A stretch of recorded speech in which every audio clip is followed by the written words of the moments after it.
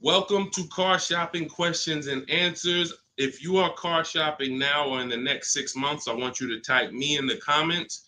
My name is Deshone the Auto Advisor. That's what I'm publicly known as. And all we do here is make sure that you know how to pay less than everyone else for cars. I'm very big on that. We spent the last 3 years helping people do this. And I spent 14 years in the car business before I started this. So I want you to start typing your questions. It's very important that when you're on this broadcast, you are locked in. Block out everything else. There's a lot of stuff in this world that wants to distract you. When you are distracted, you pay more money. That is what happens. When you are distracted, you pay more money.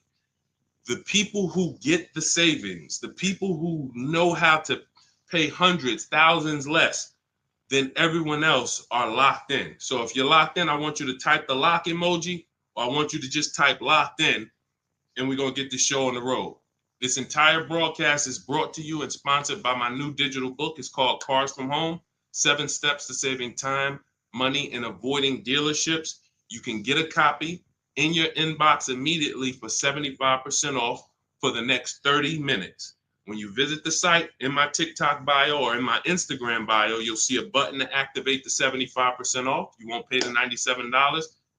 In YouTube, you guys will see a comment posted for you guys. I have a link pinned for you.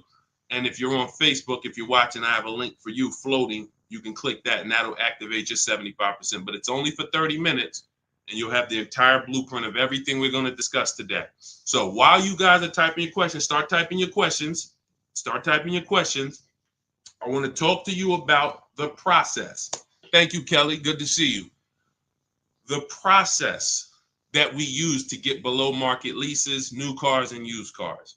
Now, I know that might sound foreign to you. The idea of having a car shopping process may sound foreign because you may be used to winging it. Oh, I just feel my way around it. I hope I do okay. That is not a recipe for success, and you're not going to accidentally get a below market price. It's just not going to happen. You don't accidentally pay less than everyone else. You don't do that by winging it. And what I want to show you is how you can do this without being a good negotiator. So we use a 7-step process. That's why my book is called Cars from Home. You can already hear our process is at home. Who likes being at home? Hit the like button if you would rather spend time shopping at home than in a dealership. Hit the like button. Our process is called Cars from Home for a reason. All of your leverage, all of your control is from home. There is no power in the dealership. That's why the only time we're in the dealership is to look at cars, to test drive, and to go home. That is what we are there for. To look at cars, test drive, go home. We are never there to buy or negotiate because you have no leverage in the car dealership. So all of you, if you're like Deshone, I'm glad. Like, I hate being in car dealerships. You're going to love what we talk about over the next hour if you lock in. If you lock in. Again, if you're locked in, I want you to type the lock emoji, or I want you to type locked in, because I only want to talk to the people. I'm only talking to you. There's tons of people that's going to come through this broadcast. They know they're buying cars this week, this month, next month. They just going to wing their way through it, and they can't lock in. And I pray that we can get them to lock in so that they can see. Because listen, watch this. What y'all going to see me sharing throughout this whole show is really the people who've been locked in before you guys. Look, people like Adina. She just graduated, got her 2024 Hyundai Elantra. She decided the lease was the best way to go for her. She's paying $365 a month, no money out of pocket. $365 a month. I know people right now. In fact, this reminds me when I was young, when I had my first, I got a Pontiac G6 lease. It was $256 a month. A friend of mine bought a car just like this, a Toyota Corolla. They were paying $500 a month. So you talk about 365, 500 and change. These are major. And now to buy a Toyota Corolla will probably be more like close to the $600 a month to buy a new one. So we're going to talk a lot about our structure here. So let's get into it. Dolan, I see we getting questions, but let me, as we get the questions, let me, matter of fact, let's go. We'll start with the questions. No, bring it up. Because as quick as people type questions, I'll get to them. So this one's from TikTok. I practice what you preach. lease and get the lowest payment and under warranty, it's great. I stay there all day at the dealership until I get my price. See, now that's the only part. I love the first part of what you said. The second part, we don't do. And I'm going to tell you why. You don't know what the bottom is. Every dealership's bottom is different. And what they want you to do is they want you to think, again, if this is your first time on a live with me, I want you to type the number 1. Type the number 1 if this is your first time ever on a live stream with me, with us, first time. You may not be familiar with what we teach here. So let's get this out of the way. I don't spend time in car dealerships, and I teach people not to. I'm going to tell you why. Welcome, Kellyanne. Okay, welcome. You came in giving gifts, and I appreciate you. So check this out. Here's why you never want to be in a car dealership negotiating. You don't know what the bottom is. Every dealership's bottom is different. I know they may have told you every Nissan dealer is the same. It's like the Apple store. So just go to whichever one's closest. That's not true. Every dealership is independently owned and operated. They're an independent franchise and they're competing. That is what dealerships do. So here's the dangerous part. Here's the dangerous part about negotiating with one dealer. So you take somebody who, what do y'all think is a good, let's just say, right? Example. Let's take a car that is $40,000 car. What do you think a good discount would be on that? What do you think a discount where you'd be like, okay, I think that feels right. Let's throw out some numbers. I told you, stay by your keyboard, y'all. Let's go. Let me talk to people that's locked in. You're looking at a $40,000 car. What do you think a good discount is on that? Good discount. Just throw a number out there. Some people don't know. 35, okay. $5,000 off. Okay. We'll get to you, Theo. I see you. Okay. $5,000 off. Okay. Let's go. Kelly Jean, you locked in today. I'm okay. $2,000 off. Okay, Atlanta lawyer. Okay. Now watch this. So somebody said 2,000 off. Somebody said 5,000 off. Watch this. Now Tiffany gets a $40,000 vehicle. Look, MSRP was $44,820. She got $6,538, $30 off. Now let me tell you how she guarantees that's the best deal. Multiple offers. If you're in a dealership where the market price of the vehicle is everyone's charging $5,000 over sticker, $3,000 over sticker, $8,000 over sticker, then maybe a $2,000 discount is the best in the market. But there's no way for you to know that without multiple offers. Like, look at Eddie. Eddie's shopping for a Toyota. He bought it. This was last year. He bought it and he said, look, I went with the perfect purchase route, which is a strategy I teach. 2023 Toyota Camry hybrid with all the bells and whistles. Initial quotes were over 10,000 over MSRP. So if any of you are familiar with this vehicle, the Toyota Camry hybrid, dealers were charging people ridiculous money, and they still are. He ends up getting a $2,086 discount after he looked at multiple offers. That is the name of the game. You can't, because now let me show you a little bit more of why we must get multiple offers. You can't feel for the bottom. Look at this. When you look at somebody like Kimberly shop, she gets a matter of fact, oh no, we just had somebody I want to share with y'all because she saved more money than anyone else I've ever seen. Did I bring her deal in here? Did I bring her deal in here? Hold on one second. Yes, I did. So this is Milligan. This was last week. It was a couple days ago. She gets a 2024 Mercedes EQE. It has a $79,000 list price.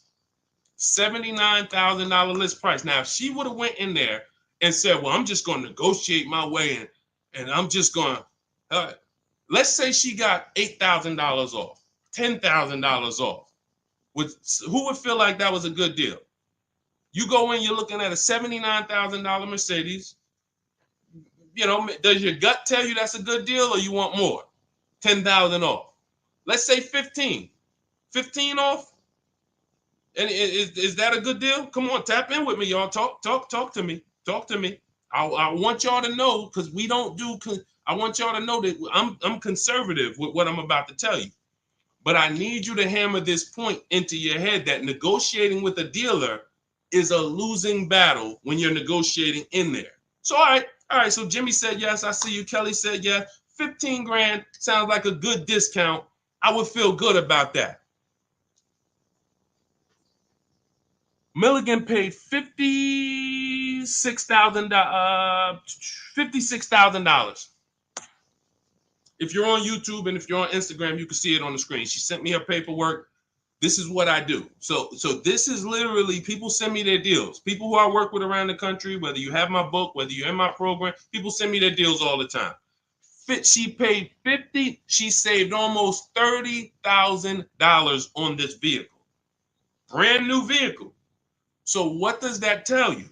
Had you gone in there and agreed to a $15,000 discount, you would have left thinking you did okay, which is the point I want to make before we wrap this question up.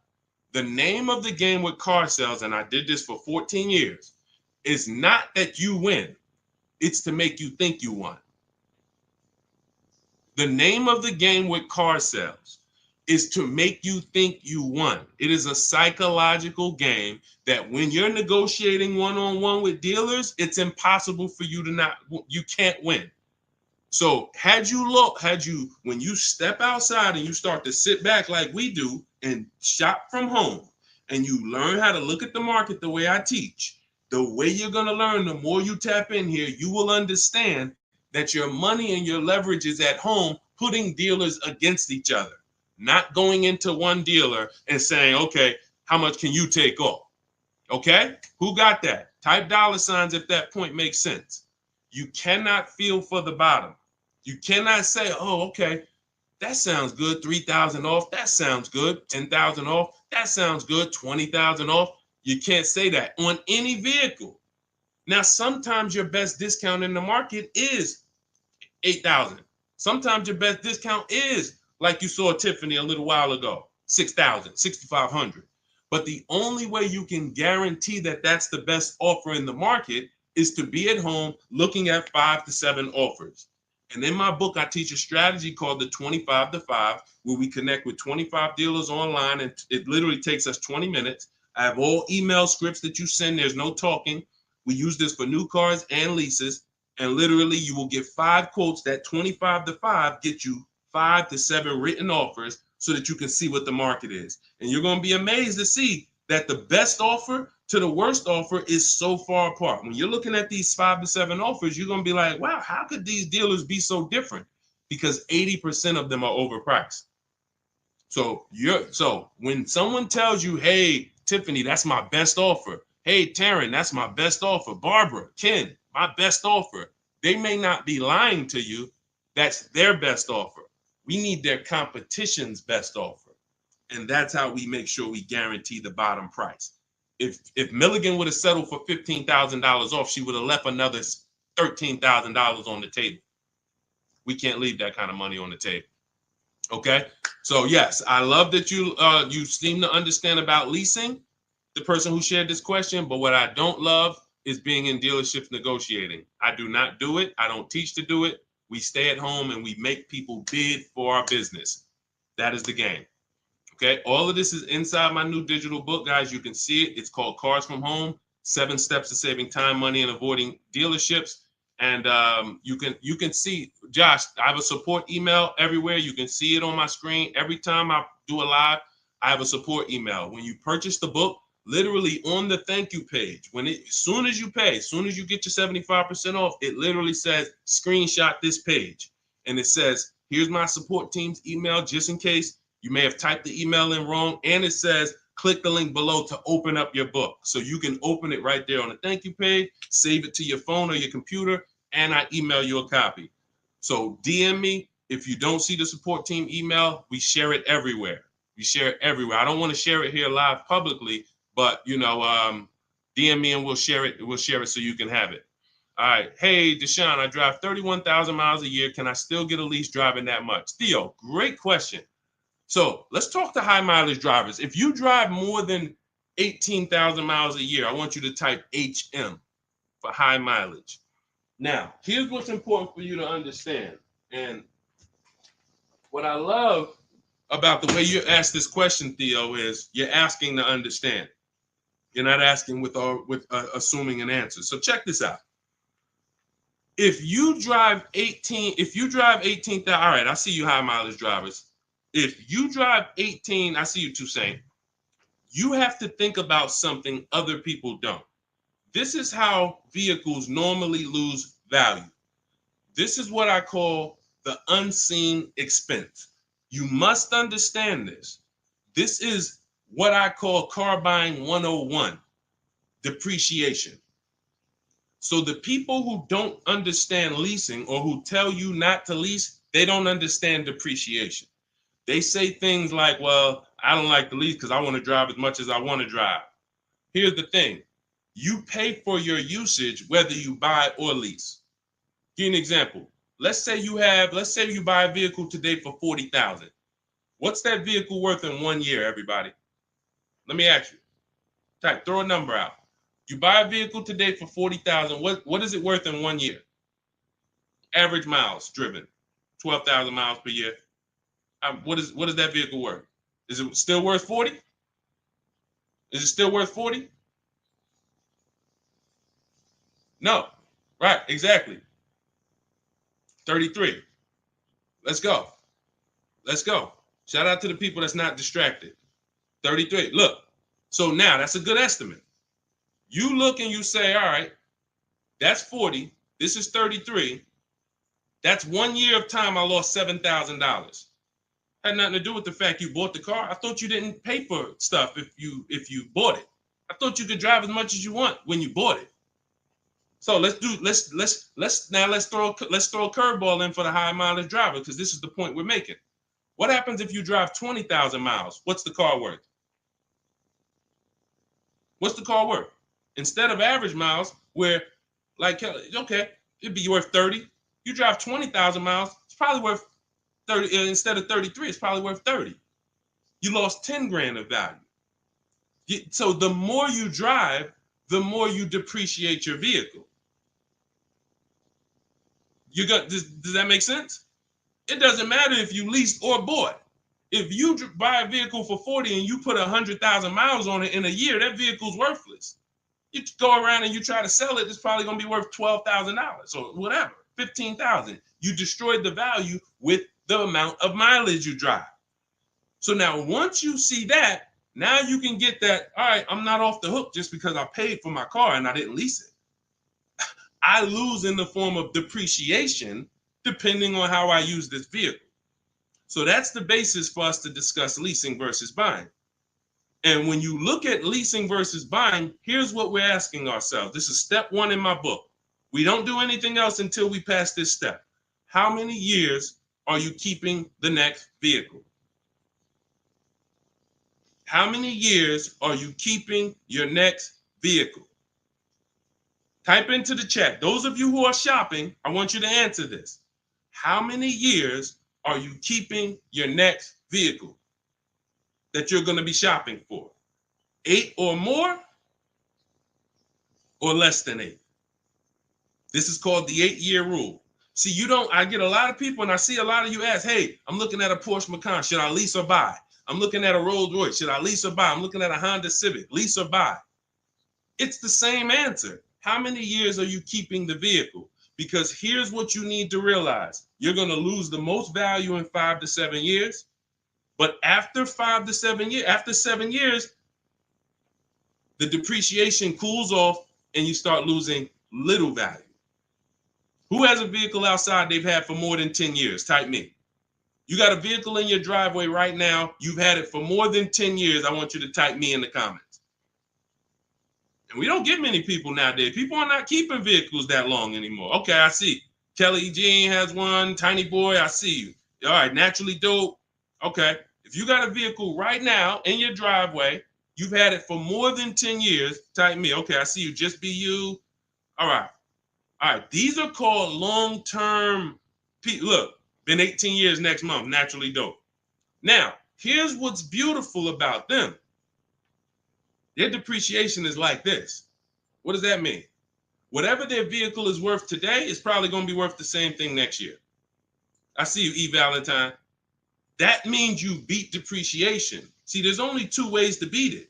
Long-term ownership like them, or with a below market lease. You cannot buy a vehicle, have it lose value for 5 to 7 years, turn around and replace it and think you won. That's just not the way it works. You bought it for 40, you traded it in, it was worth 15, and you thought you won. You lost $35,000 or $25,000 in that time period. Was there a way we could have gotten that car or a similar car and lost less than $25,000 in that time period? This is what we're trying to do when we're beating depreciation. So if you are a long-term person, those of you who said, yeah, hey, Jose got 10-year Cadillac, had it from 2011, perfect. If that's your plan, you don't think about leasing.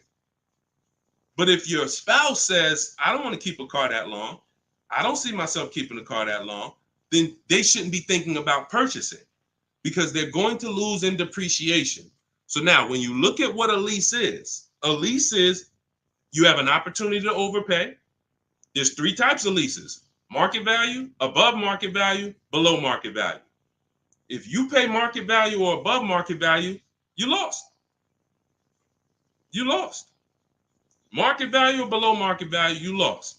If you're enjoying this on TikTok, can y'all just double tap the screen? Just start tapping the screen. You're going to see the likes run up, and y'all just keep running them up. And what that does is it lets TikTok know we talking business over here, bring more people. If you're enjoying it on Facebook and YouTube, can you hit the share button, tag a friend in here so we can help them protect their money? This is about below market lease deals because you've seen commercials that say, hey, you can lease this vehicle for this, $5,000 down plus tax. Those are above market lease values or market value. When you see lease deals that look like this, and this is why I show you people who came before you. Danielle, $44,000 Audi, 2024, no money down, $550 a month. No money down, $44,000 Audi. You guys know, some of you know, every $5,000 on a loan is about $100 per month. So to buy that $44,000 Audi with no money down, we always shop our deals with no money down. And once you embrace what I'm telling you, you'll be shopping with no money down only. That doesn't mean we don't put money down, but we always shop all our deals, purchases, leases, used cars with no money down. Because when you start putting money down, it confuses you. Unless you're really, really good at math. If you're really great at math, then it won't. But if you're not great at math and you start putting money down, it's going to confuse you because you really don't know the deal you're getting. You only are focused on what is that monthly payment. So that's why we shop with no money down. But to buy this same vehicle with no money down for a $44,000 vehicle, that's a $900 payment on a 5-year loan. That's a $900 payment, $800 payment on a 6-year loan. She's paying $550 below market lease. Look at Kimberly. She saved 20 grand on her Maserati, below market lease, an $86,000 vehicle, $950 a month. $86,000 vehicle, $950 a month. Charles on his Palisade. Some of you have a Palisade. It's $48,000 vehicle. 48, almost $50,000 vehicle. That's $1,000 a month to buy. All day long, 5-year loan. And some of you, if you're like Deshone, well, I got a $50,000 vehicle and it wasn't $1,000. That means you took a long loan. So we don't do that here. We don't take 8-year loans. We just don't do it. It's the same reason we don't take 40-year mortgages. We have boundaries here that tell us this is too expensive for us. So anyone can get you in a car. You could go buy a Bentley.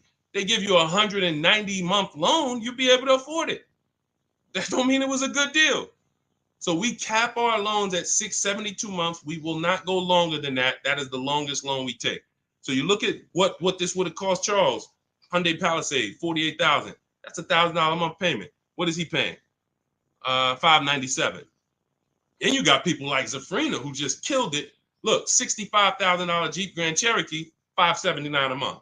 That's a 0.88% lease. These are below market leases. So when you're shopping for a below market lease, you are beating depreciation. Had they bought any of these vehicles, the vehicles would have depreciated way more than the small monthly payments they're paying to drive these vehicles. And then we look at Jen. Jen got an 18,000 mile a year lease. She bumped hers up to 18,000. Started out at 512 on her Honda CRV. Bumped it up to 18,000. Look, she went from 12,000 miles per year to 18,000 miles per year. It was literally 40 something dollars more per month, $50 more per month. So some of you see people and you're like, oh, they blame the lease for their mistakes. Oh, I didn't get enough mileage, so I ain't leasing again.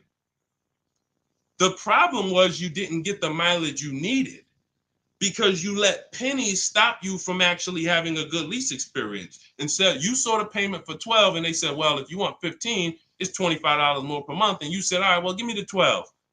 Now you have a bad lease experience. You have a penalty because you didn't get the mileage you needed. That wasn't a smart thing to do. But blaming the lease is an even worse thing to do. So we always get the mileage we need. So Theo, when we look at now that you understand depreciation, you understand you buy a vehicle, you're killing the value. You're driving 31,000 miles per year. But if you bump your lease up, and I want you to shop for your leases with 12,000 miles, no money down, only first month's payment, taxes and fees in the payment. You get multiple offers. You need to get at least 5 to 7 offers. You could do it manually. You want to call around? You could do that. I do it, and I teach in my book. We do it without talking. Literally everything we do is email. We don't talk to car salesmen. And I'm a former car salesman. So trust me, when I tell you my system is you don't talk to car salesmen, it's better for them and you. When you go pick up your cars from the way we teach, the car sales people are thanking you. They're like, man, this was one of the quickest, easiest deals I ever made. You knew what you wanted. You sent me an inquiry. You gave me enough information to make the deal. We did it in 20, 30 minutes. This was great. I would never develop a system that would make car sales people work hard. It's easy. They love what we do. But at the same time, you got to find the right dealers. And you got to understand, all right, I have to shop with 12,000 miles per year first, and then let me get my best offers. You know, we teach something called the 1.5% rule. We divide the monthly payment into the MSRP. In my book, I have a calculator that does this for you. So literally, when you get my book, 75% off in my TikTok bio, 30 minutes, Instagram bio, 30 minutes, YouTube comments, Facebook comments, you see the link floating. You got 30 minutes to get the book for 75% off, so you won't pay $97. In there, I have calculated, you put your lease quotes into, and it literally spits out which one is the best, and it spits out counter offers that we email back to them. So once you do that, you find your best deal. Is it 1%? Is it less than 1% like Zafrina's? Is it 1.2, 1. As long as it's under 1.5, out of all your offers, you need to have 5 to 7 offers. If it's under 1.5, now you got good value. And now you ask them to adjust it up to 31,000 miles per year. You can absolutely do a high mileage lease. And you are going to spend less if you're a short-term driver. So I told you guys, if you were on the stream the other day, I talked about the guy that came in. He's the one taught me this, a customer. When I worked at Hyundai, I was a manager for a little bit. He came in, he had a high mileage lease on a Hyundai Sonata. I had never seen it. He had 72,000 miles on the car. And I was like, hey, you leased this? He said, yeah, I always lease. I'm in sales. He said, I used to buy my cars.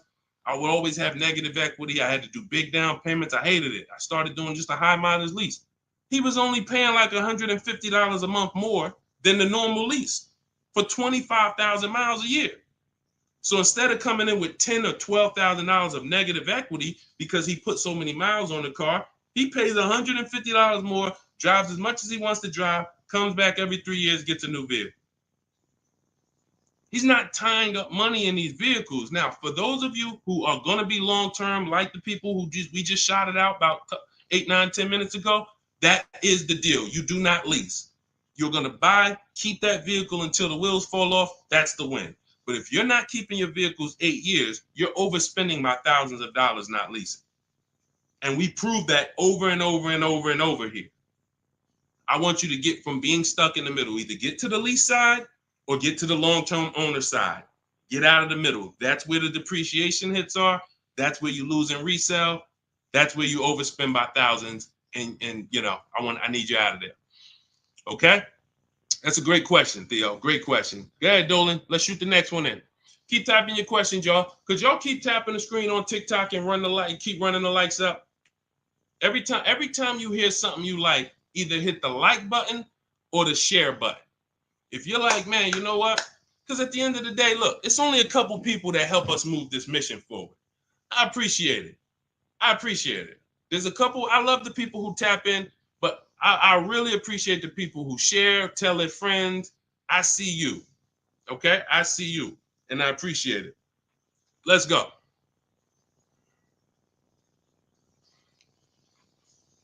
Okay, this one's from Instagram. If you negotiate with the manager, can you save because you're cutting out the sales guy? No. When you negotiate with a manager, I'm just trying. If I didn't have my way of doing it totally online by email, then I would be calling sales managers, and I'd only be dealing with sales managers. I'd be talking to at least 5. I'd be talking to as many sales managers as necessary to get 5 offers. And this is only for new cars and leases. The process for used cars is entirely different. We haven't had a question about that yet, so I'm not going to go into detail with it.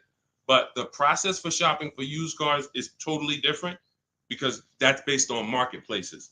But when we are talking and we're shopping for new cars and leases, we're only dealing with, I would only deal with managers if I wasn't doing it by email. But yeah, that's not going to help you save. What's going to help you save is getting multiple offers and seeing who's the best offer. Seeing which the first thing we want to decide when we look at a car. I was at the gym today and one of my friends showed me, hey, D, man, I'm looking at this car right here. This Lexus dealer had it on their showroom floor. I said it's 100 of them in the country. See, you fall in love with that one. And you seem to think, that's the only car out here like this, and whatever I can negotiate with them is great, man. 100 of those cars are around the country.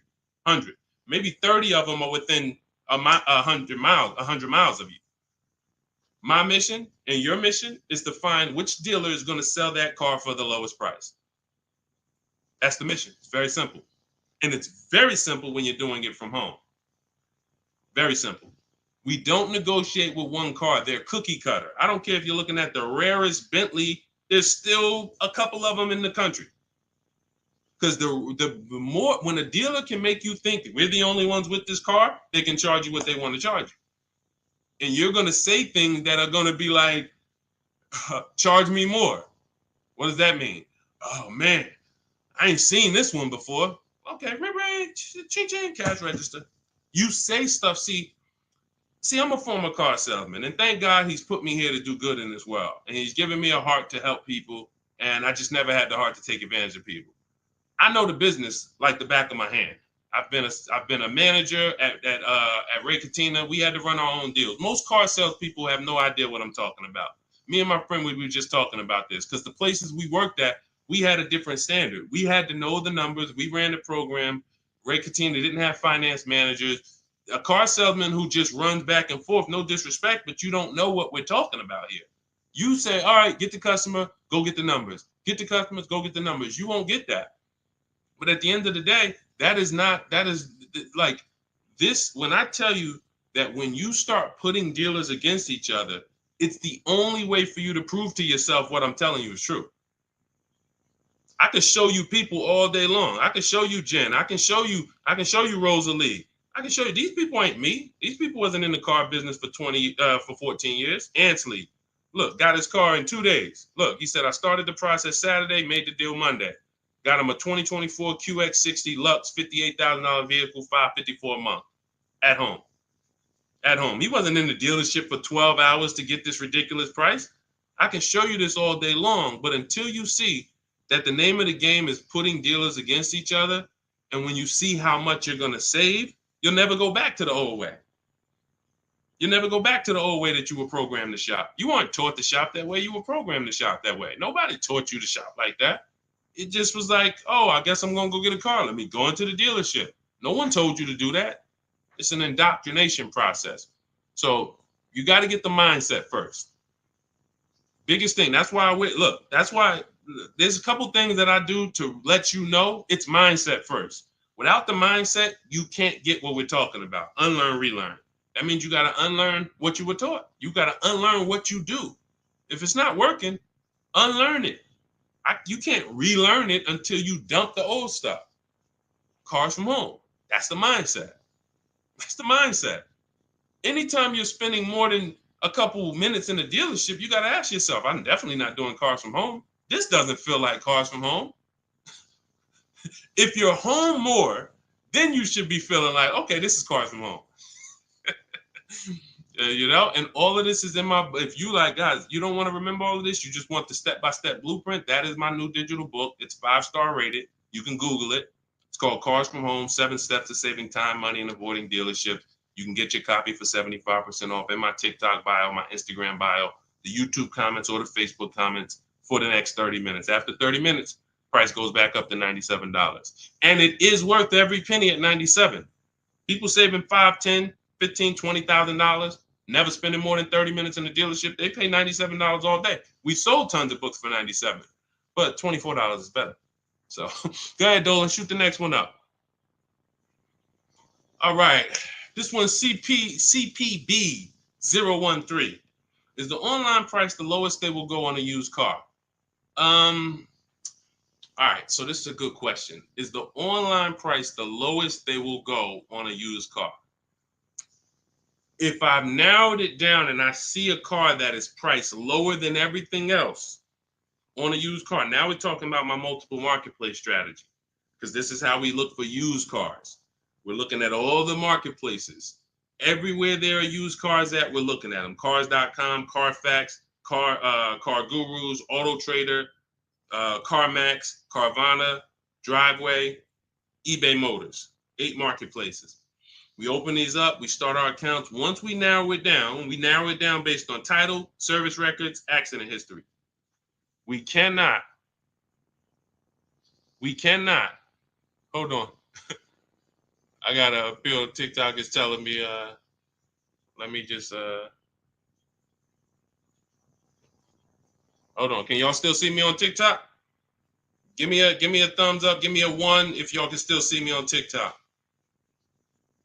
Give me a 1. I just want to make sure. I just had a pop-up message on TikTok. All right. Thank you, Tiny Boy. Appreciate it. Okay, so you do not buy a used car without making sure you see the service records. There are a couple big things, couple major things when you're buying a used car you need to do besides price. I'm telling you this. We tend to focus on price. We must get a quality car and a below market price. One without the other is a loss. If you tell me, Deshone, man, I used your strategies, I shop, I paid below market value, I know it, I saw this was the lowest car within 100 miles, but the car is in the shop every 3 to 6 months, that's a problem. We lost. So we must get both. So we narrow this down based on service records. As of right now, Carfax is the only one I know that shows service records. So now you can pull this and you can use this on your actual, you can use this as a last case when you narrow it down. Now in my book, it's only one strategy I don't share publicly. It's my secret strategy to get free Carfaxes. I share everything else, but that's my secret sauce. So that's in my book. I'm not going to do that here. And I'm going to tell you why. One Carfax covers the price of the book. So, those of you who want my secret strategy on getting free Carfaxes, that's in my book. But once we get the Carfax, we can see the service records. If the service records aren't consistent, do not buy the car. That's my recommendation. I don't care how good it looks. I don't care if he tells you, hey, I used to change the oil. I changed it myself. Without proper service records, the engine could go before it was supposed to go. The transmission could go before it was supposed to go. Like, this is literally the worst thing you can do. And you don't want that. Okay, let that be a deal breaker. No service records, deal breaker. So another thing you do is you type the vehicle into Google. If you're looking at a 2017 Kia Optima, what you do is you type in 2017 Kia Optima reliability. Skim the articles. Just skim the first page. It don't take you 5 minutes. Look for any red flags. Owners report electric issues. This vehicle has less than average reliability. Once you skim that and you see you're either going to eliminate that vehicle or it's going to pass, after you do that, I want you to type in 2017 Kia Optima longevity. Now you're going to see websites that look at engines and transmissions and what owners say in the long term. And it'll say these vehicles may last 200 to 300,000 miles. This is how you get quality. Again, you cannot get a great price and then not a quality vehicle. It's a loss. We got tons of people, you may have had that issue. You felt like you were doing good, and then all of a sudden your car's having problems. Whatever price you paid for it doesn't matter. The car's having problems. So this is how we prevent that to the best of our ability. So you type in longevity, you may see owners report transmission issues at 80, 90,000 miles. If you're looking at a vehicle with 70,000 miles, isn't that important? Type dollar sign if you understand. If you're looking at a used car and it has 60,000 miles, you do that quick search I just said, and it says owners report transmission issues at 80, 90,000 miles. Wouldn't you want to know that? Quick search. This is 10 minutes to say this is free. Free things that take no time, that save you thousands of dollars and headaches and money and all of this. So now, once that's happening, we look at the prices. Now we look and say, all right, is this the lowest price on the market? All right. Are they going to charge any fees? This is what we need to know, CPB. Because some people will put a price online. Who's experienced that? Who's had a dealer that they saw a price online, they went in, and then it was a different price? Type me if you've had that happen to you. You saw a price online, you said, okay, price looks good. You go in, all of a sudden it's okay, but this and this, and then we got this, and then we got this, and next thing you know, you're $8,000 more than the price online. Happens all the time. How do we prevent that? We call before we go. We must verify fees before we go. So when I look at a price online, CPV, you got to understand something. There's two types of dealers. There's dealers who list used cars and they have no intention to sell the car at that price. They're going to bump the price up when you get there, and they hope you don't call. Because if you call, then they know you won't come.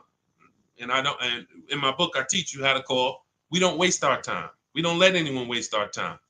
While we're in a dealership that's wasting our time, the real best price car is selling to someone else. If you narrow it down to 3 cars and then you go see one and it's like, okay, Dad, you wasted my time. Now you come back and the other 2 that was really the best price, those are gone. Because the best price cars don't last long. So we can't afford to let anyone waste our time. So now the goal is to see, can I get money off, but not here. We don't do that until we get there.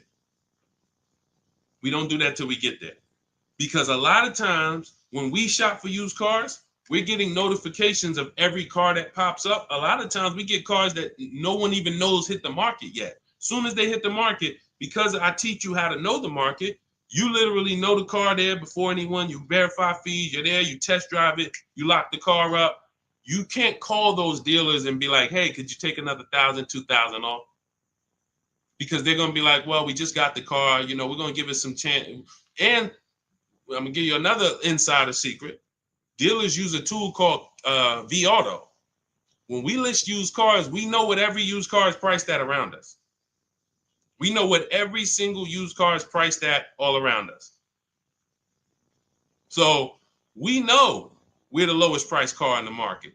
When you're looking at that car and you see that's the lowest price out of all of them, that dealer knows they're the lowest price. So when you call them and you look for more money off and you're not there, you don't have any leverage.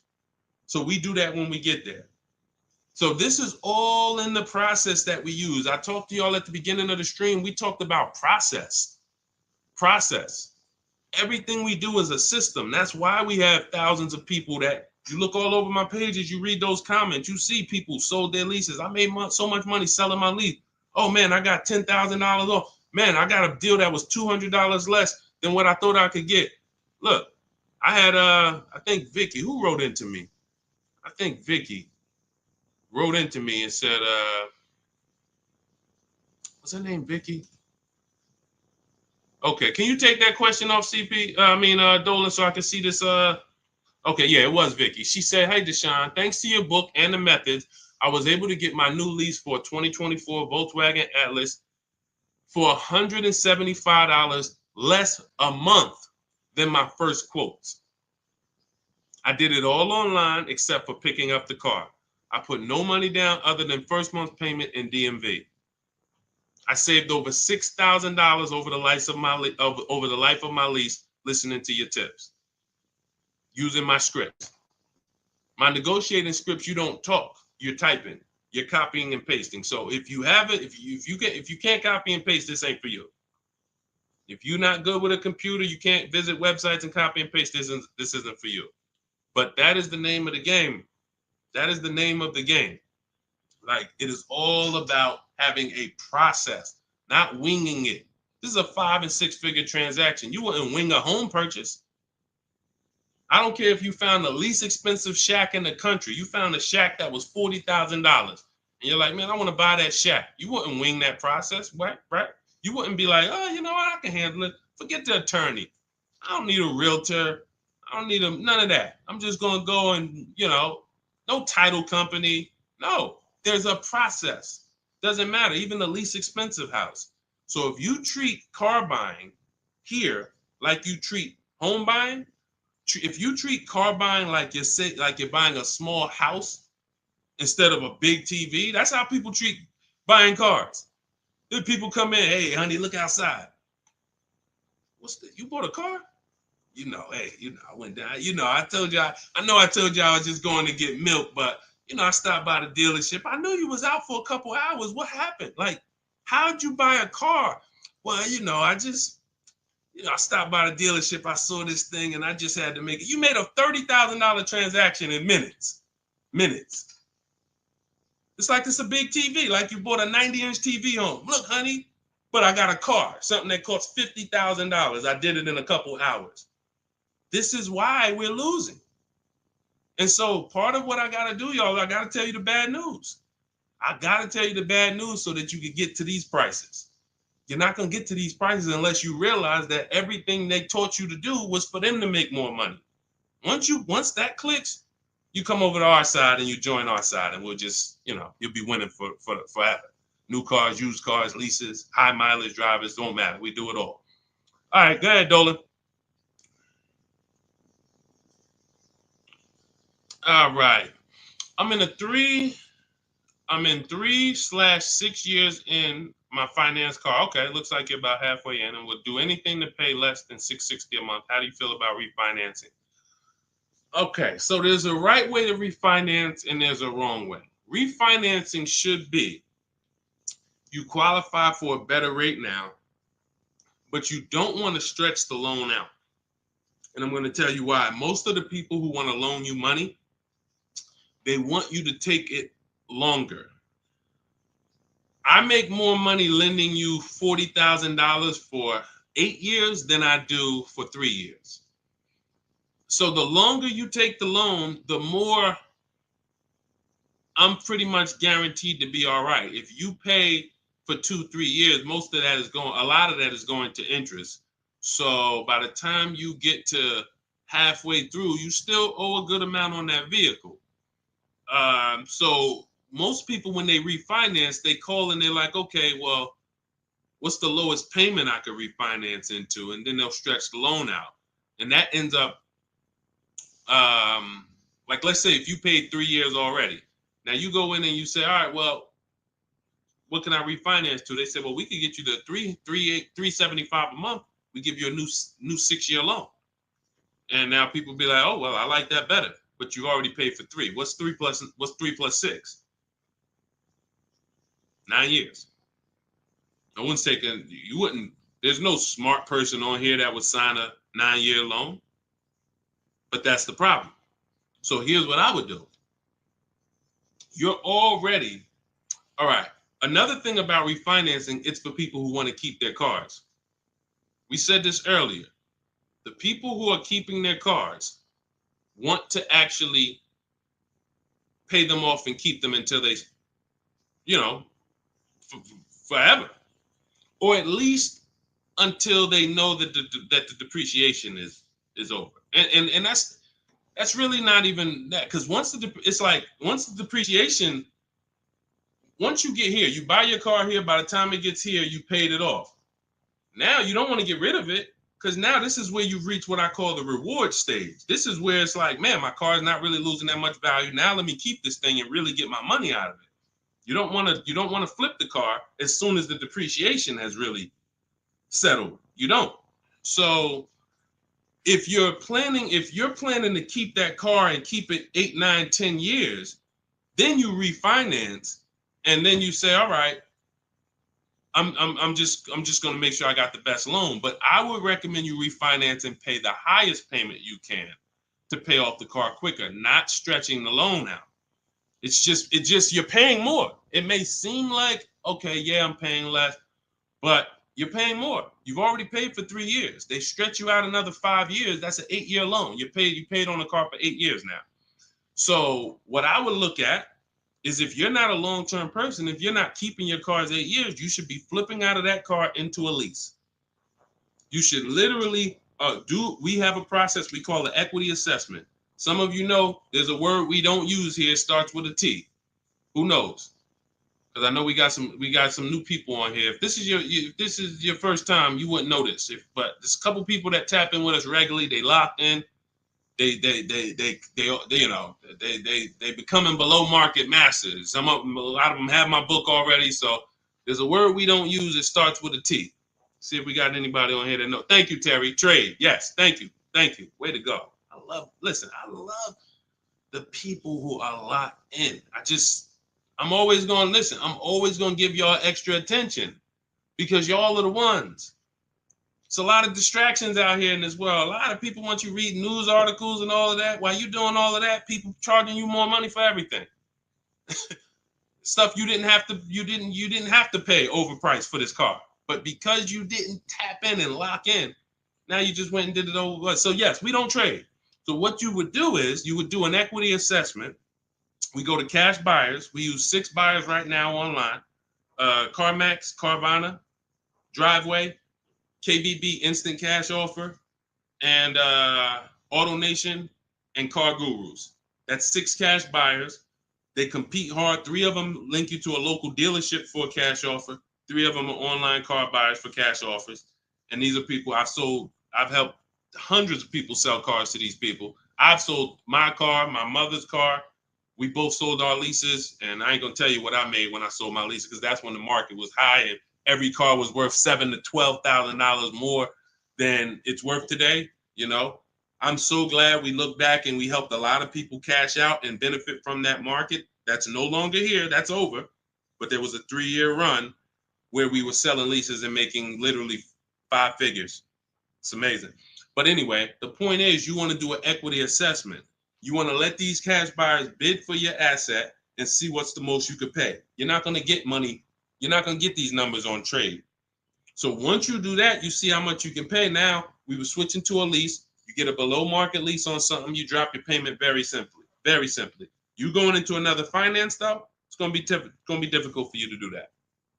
It's going to be difficult for you to do that.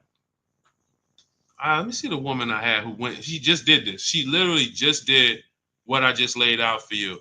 And let's see, what was her name? Melissa. Was it Melissa? Yep. So Melissa said, you see this a couple days ago, she said, I took possession of a 2025 Honda Pilot EXL. She realized, you know, she wasn't a long-term person. She's not keeping her cars 8 years. She's losing on depreciation. Once she learned that, she said, Deshone, I'm following the strategies. I'm flipping into a lease and I'm going into, leasing like a boss. She ends up leasing. She now gets her equity assessment done. She finds out she has $12,000 of equity in her old car. $12,000 of equity in her old car. Now, after she does her equity assessment, she says, all right, let me get my offers for my Honda. Let me see the dealer that's going to sell it to me for the lowest price. If you're on YouTube, if you're on Instagram, you can see this. And I can't share this on the other platforms because it doesn't let me. But if you're on YouTube, you can see Melissa's whole deal that she sent. So she ends up She ends up leasing $597 a month. She got a 15,000 mile a year lease. The Honda was, I believe, close to $50,000. Yep, it was close to $50,000. She has a $12,000 check coming that she's gonna put in her bank account. Now she was used to just flipping that over to the next car. That's how they get you. See, hold on, I got it. That's how they get you. She's used to going into the dealer. What's my old car worth? Who's done this? If you'll be honest and say, ouch, you've done this. If you can't say amen, say ouch. That's what my old pastor used to say. Can't say amen, say ouch. When you look and you go, what's my old car worth? I want to use that for a trade. I don't want to put no money down. That's why I got my old car. Now what'll happen is that old car, you just flip the finance, and now when you hear the payment, it's like, okay, I guess the payment's not that bad, but you don't realize your old car was a $10,000 to $12,000 to $15,000 down payment that just stacked their profit, and now it's all types of bad. It's because it's too much money for a person to control. It's too much money. When you go into a dealership to trade and you need a loan, that's 3 transactions you're giving to the dealership. 3. That means I want to sell you my old car. That's 1 transaction. And instead of me making people bid for my old car, I'm just going to give it to you. I'm going to just have you be my only offer. Even though I know, well, you don't know, that's why you're not doing it. Even though there's tons of other companies who want to compete to say, hey, wait, we'll pay more than that. We'll pay more. They're giving you 10 for the trade. We'll give you 13. We'll give you 12. Like, you don't know these people exist. So you're now giving that to the dealer. Now you say, and I need a loan. You don't realize there's banks and credit unions that want to compete all around you. Hey, we could do a better rate than that. We could do a better rate than that. In my book, I teach something called the bank bidding war, where we have all of these people bid for our loan, and it doesn't affect our credit. There's a particular way we do this. It's a bank bidding war. They give you a window to shop. Now, you can't let dealers run your credit and just run you, that's different. I'm talking you rate shopping. But you're giving that transaction to the dealer without shopping it. And then you're buying a car from them, even though there's other dealers who have the exact same car that you're not getting prices from. That will sell you the car for $3,000 less, $5,000 less, $8,000 less, $15,000 less. You won't know that because you're just dealing with this one person. So that is what happens most of the time. That's why when you step into our way, you see it's totally different. You can't even mix what we do here with how y'all do it. You can't. It's oil and water. So that's how Melissa did it. The same way I just told you to do it. She said, you know what? I'm not buying these cars anymore. I'm not keeping them 8 years. If I'm keeping a car 8 years, then I'll shop to buy again. Again, for those of you who just came on the stream, if you are keeping your car more than 8 years, your next car, you shop for a purchase. New car, used car, purchase. But if you cannot tell me 100% you are keeping the car 8 years, you should be shopping for a lease. It's not even close. The prices paid, the quality of vehicles driven, as long as you're getting the right mileage you need, it's the best thing ever. New cars, and we're paying cents on the dollar compared to everyone else. But you have to bid these out. Can't walk into a dealer and say, hey, work me a lease out. You're never going to get these prices. Never. Go ahead, Dolan. Next question. All of this, for those of you who like Deshone, listen, I love what I'm hearing, man. It's no way I'm going to remember all of this. You get that's all. This is all in my blueprint. I'm not winging any of this. Everything I'm teaching is out of my step-by-step book. It's a digital book. It's called Cars from Home, 7 Steps to Saving Time, Money, and Avoiding Dealerships. You can get your copy for 75% off for the next 30 minutes. Now, if you visited the website already and the timer started, that means once that timer hits 0, it's not, you don't get 75% off. It goes back up to $97. So you won't get the $24 price. But if you get there before the timer hits 0, in my TikTok bio, in my Instagram bio, you can get your 75% off. It'll be in your inbox before we even end the stream. It'll be in your inbox in 5 minutes. Now, also, we have a link in the YouTube comments pinned for you to activate your 75% off, as well as a link floating on Facebook or in the comments for you to activate your 75% off. But once you get your book, I want you to screenshot the thank you page. One, it says right here, click below to open your book. So you can open the book and save it to your phone or your email right there. But then I also email you a copy. But sometimes you type your email in wrong. We have a great email system. We've delivered over 10,000 books, but we can't send a book to the wrong email. And that's what usually happens. So I want you to screenshot that page so you'll have my support team's email. And depending on where you're watching, you'll see the support email on the screen. But this is only for book delivery. This is not for questions. I don't do questions through email.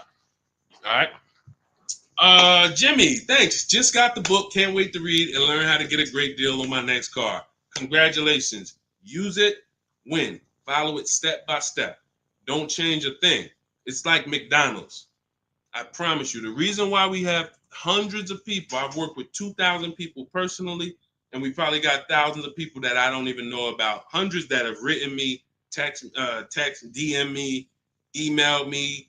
But I know we have thousands of people who've used our strategies to get below market prices and enjoy the car shopping process. Like, enjoy. How about that? How about, yeah, great to pay below market prices, great to save thousands of dollars. How about enjoying something, enjoying a process of something that you're about to spend 5 or 6 figures on? Not like, oh, just get me out of here. I've had people who I've seen them. I see them at the dealership when I was in there. They can't wait to get it over with. Oh, I hate this. It's a shame. It's a shame. We enjoy car shopping. When you're in control, when you're making people bid for your business, when you see companies, banks, dealerships fighting in your inbox, hey, look at my offer. Look, hey, can we anything we can do? When you feel like that, you see you are the prize. You see, you're the prize. Your business is the prize. The way we shop, we're the prize. You know, the way you've been taught to shop, you're begging. You're just begging. Come on, can you take off another 1,000? Come on, you really gonna lose a deal over, $20 a month? Come on, I know you could do better than that. You're begging. Mm-mm. Mm-mm. Yeah, congratulations, Jimmy. Keep me posted and make sure you email me your deal when you get it. I can't wait to see it. Go ahead, Dolan. Got a time for a couple more. All right, let's get through as many as we can. Let's go. Just be you. What's average credit score you need for a good lease with no down payment? I would say I like to see people around 670, 660. Depends on the vehicle you're shopping for. Now, there's some vehicles that won't let you be their first lease. If you've never had a car loan, you need to have a car loan. Mercedes was big on that. They wanted you to have a car loan or lease prior to them. But usually a 680 can get you approved tier 1 for most vehicles that I've seen. Now, it's not all about credit score. It is. I have something in my book I call, it's called, leasing and credit. And what I tell you is it's about profile. It's more about profile than just score. Profile is like nothing gets you approved for a lease like a paid car. If you paid on time for a car you have now, even with a 640 score, if they look at you and see, wait, well, she's never missed a payment on her car in the last 5 years. There's a good chance you're going to get approved because that weighs heavy, But if you don't have a car or a paid off car, then you want to have a higher score, 680, 690, 680 I usually see. And again, it depends on the vehicle, but most vehicles that I've seen with a 680, solid profile, good income, you don't have to make a lot, they need to see that you can afford the vehicle. That's just fine. Yeah, that's just fine. And look, if you're not ready to get a lease yet, then you should be setting yourself up to get a lease. You should be setting yourself up. No, thank you, baby. You should be setting yourself up to get a lease. What does that mean? If you don't have the credit to lease right now, the last thing you want to do is go get let me tell you what people do. Can't sacrifice. Can't sacrifice. You don't have the credit, but you want to drive the nice vehicle.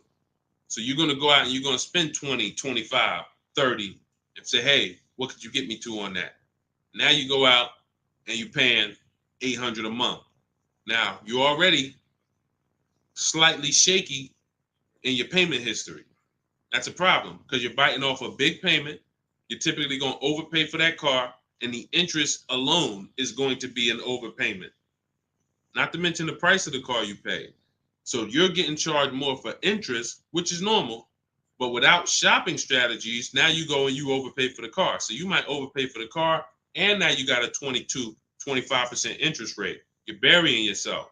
So now you look up and you say, okay, next car, am I any closer to leasing? Not if you missed a payment on that. One late payment on that, no, you jacked yourself up. So what I teach people to do is, when you don't have the credit, get something very inexpensive. Get something that you can get, the least expensive car that you can get a loan on.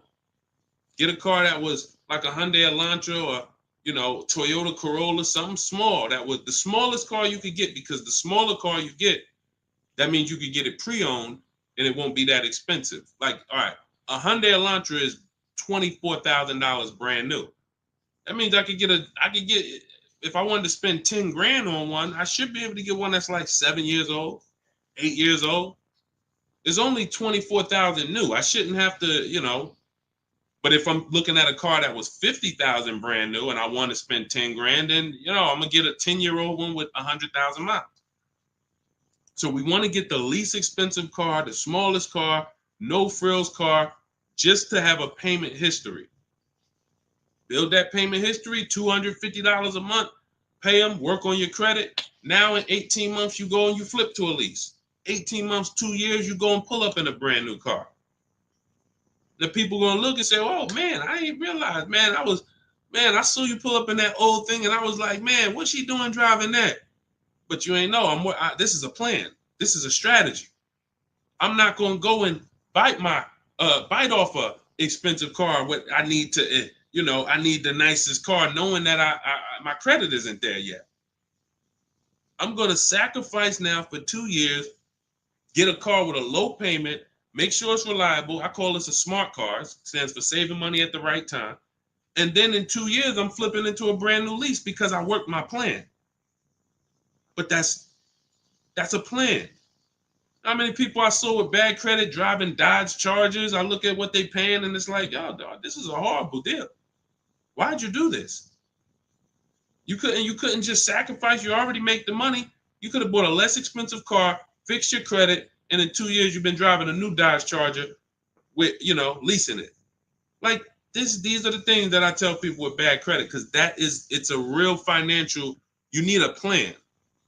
You need a plan. So good question though, just be you. All right, go ahead, Dolan. Send one more in. Let's go. Everybody getting value. If you're getting value out of the stream, type dollar signs. Type dollar signs. This is what we do over here. I see y'all running the likes up on TikTok. Shout out to everybody tapping the screen. Appreciate y'all. Queen Daphne, I was leasing for 20 years and I bought this last car. I have 76,000 miles on it in 4 years. Now I want to get a new one. See, you're a lease person. So you shouldn't, you're a lease person.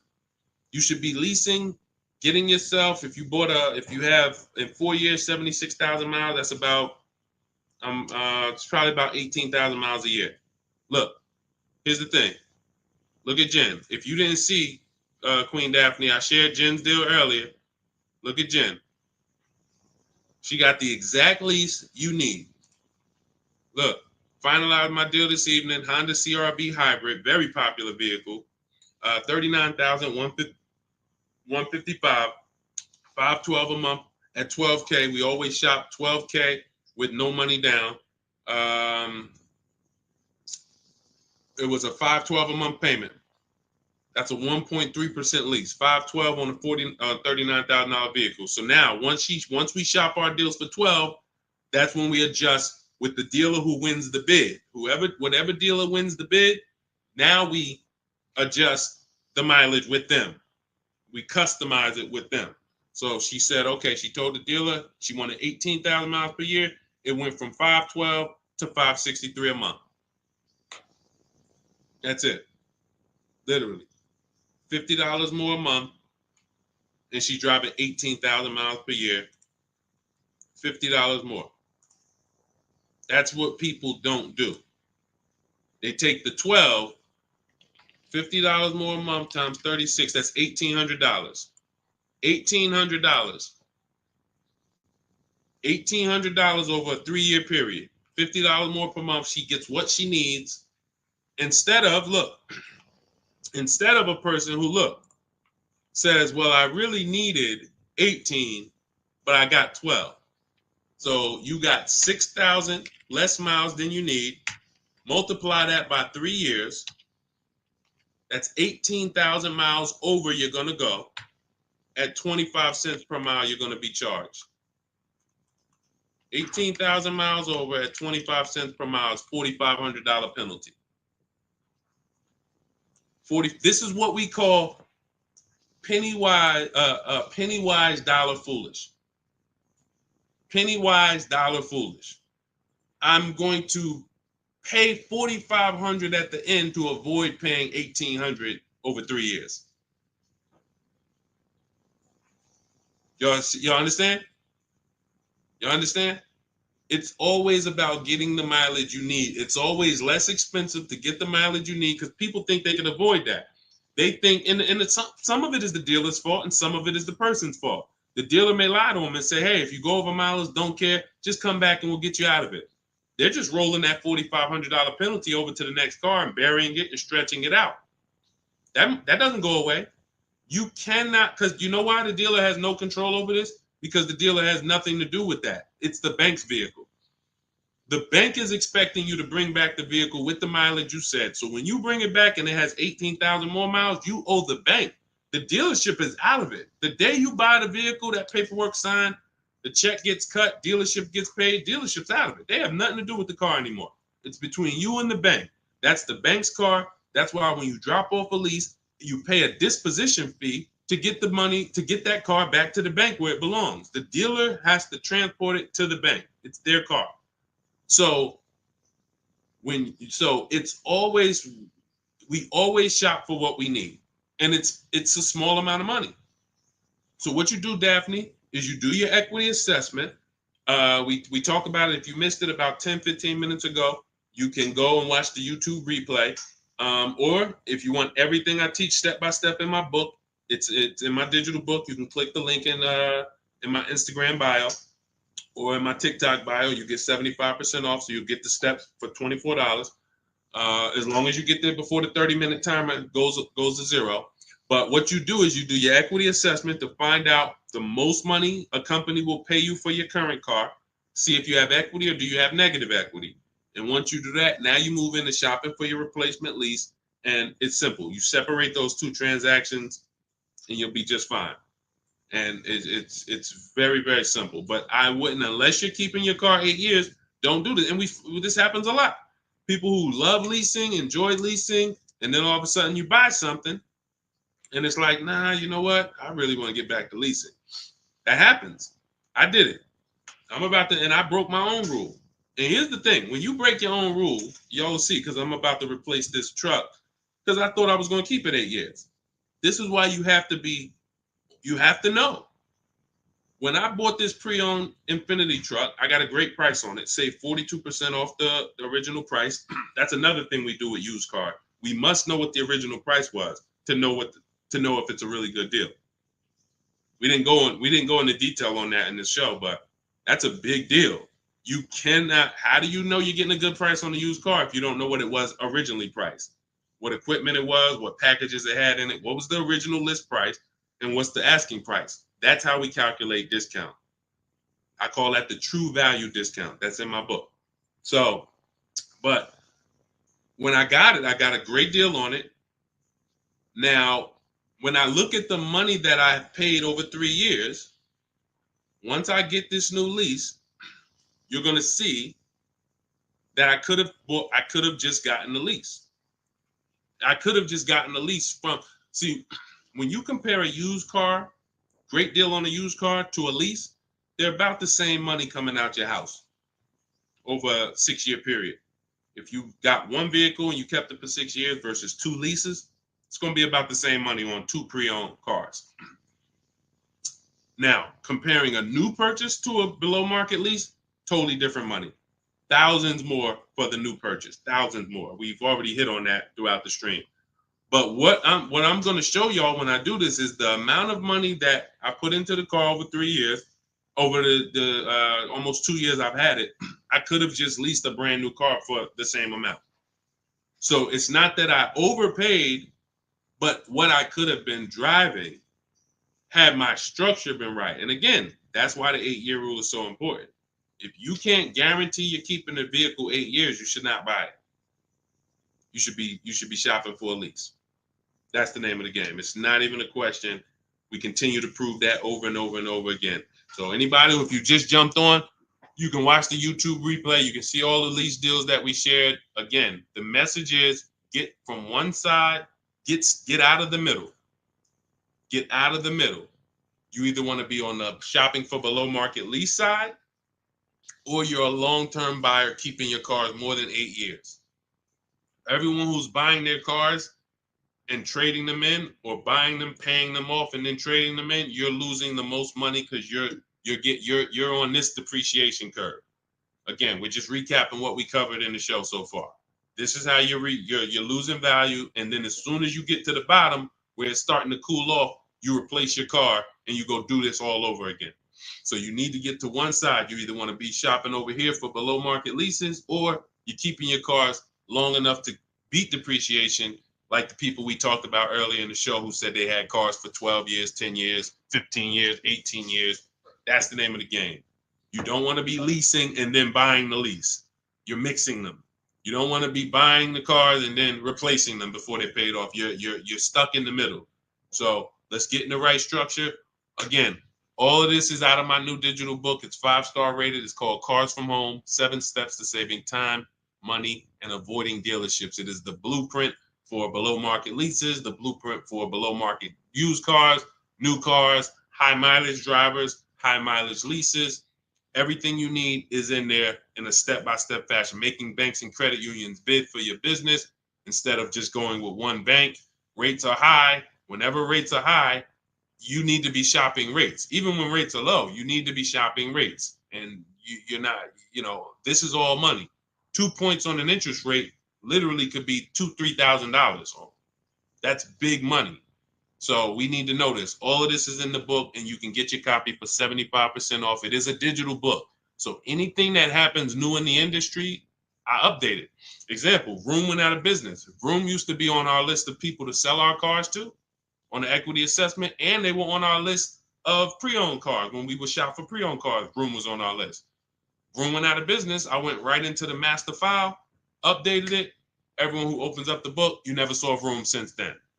I couldn't do that with a print book. If I had 10,000 copies in print in people's houses, how do we update it when these companies go out of business or when a new website comes into the market? So with a digital book, we do that. You get free updates for now, and that's what we've been doing. So 30 minutes only. Once the timer hits 0, the price is $97. Once you get to, before you, where can you go? TikTok bio, Instagram bio, Facebook link in the comments, or it's floating, YouTube pinned comments. Get there, get your copy for 75% off. And please send me your deals. When you make your deals, send me pictures of the car, send me the details. I can't wait to see it. All right, we'll be back for another stream. Shout out to everybody who checked in. Shout out to everybody that was locked in. God bless y'all.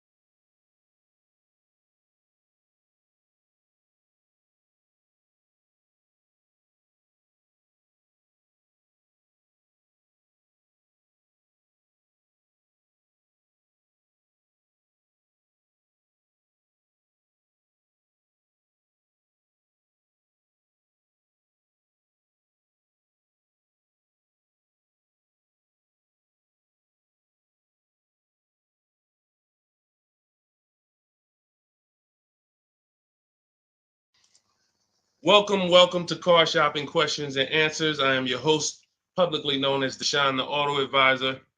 We do these shows throughout the week to make sure that you guys know how to have a process to get below market deals. There's three types of prices you can pay with any car: market value, above market value, below market value. Below market value is reserved for the people who have strategies. It's not for the negotiators. Great negotiators pay market value all the time. They never know it.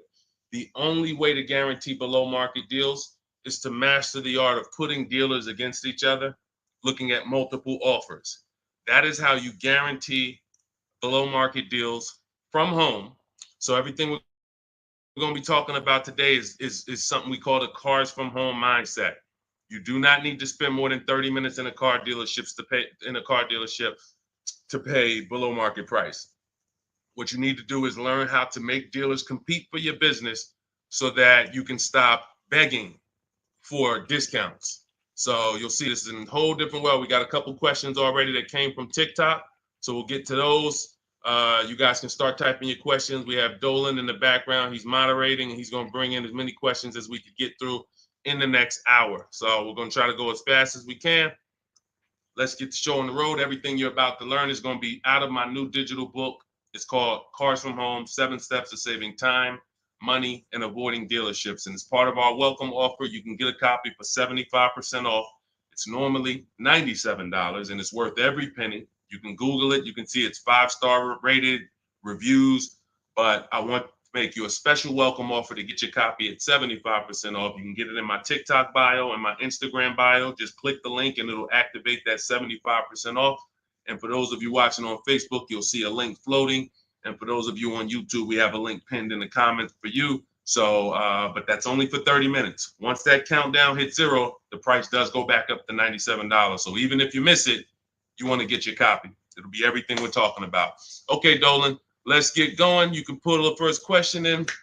This one's Angie B. How are you? So I just got pre-approved for $30,000 from Nissan. Should I ask about the interest rate and loan? Yes, you should. We don't usually, in fact, we never get pre-approved from a car dealership.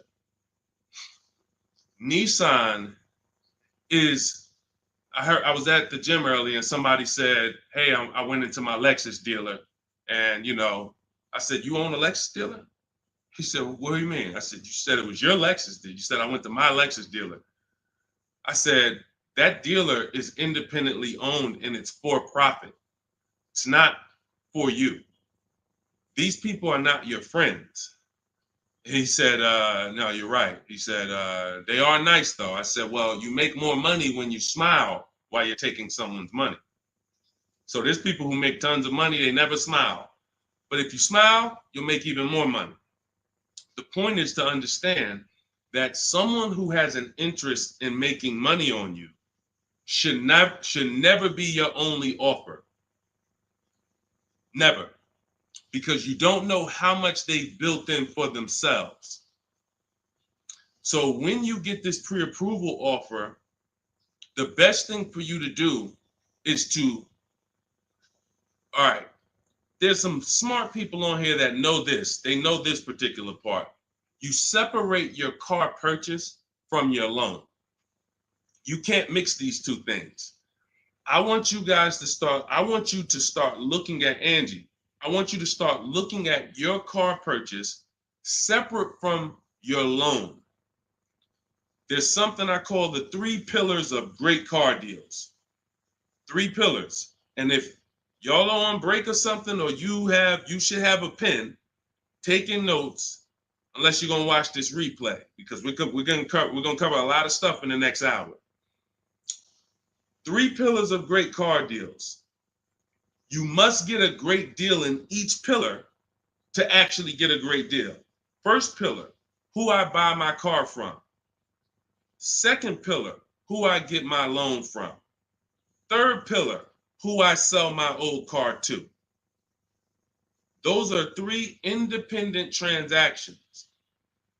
So when you give a dealer your old car, because you said I'm going to trade, now you give a dealer your loan. And you also buy a car from that dealer. You've given them 3 transactions. Each of those transactions has big money in it. How do we know each one of those transactions have big money in it? Well, I spent 14 years in the car business, 5 years Mercedes, 5 years General Motors. That's how I know. But how you can know is to look at the fact that there are companies that only want to lend you money to buy cars, and they want to fight for your business. There's banks and credit unions out there. They don't sell cars. They sell money. They sell money. They want to compete. Please give us a chance to earn your business. You're going to start doing that.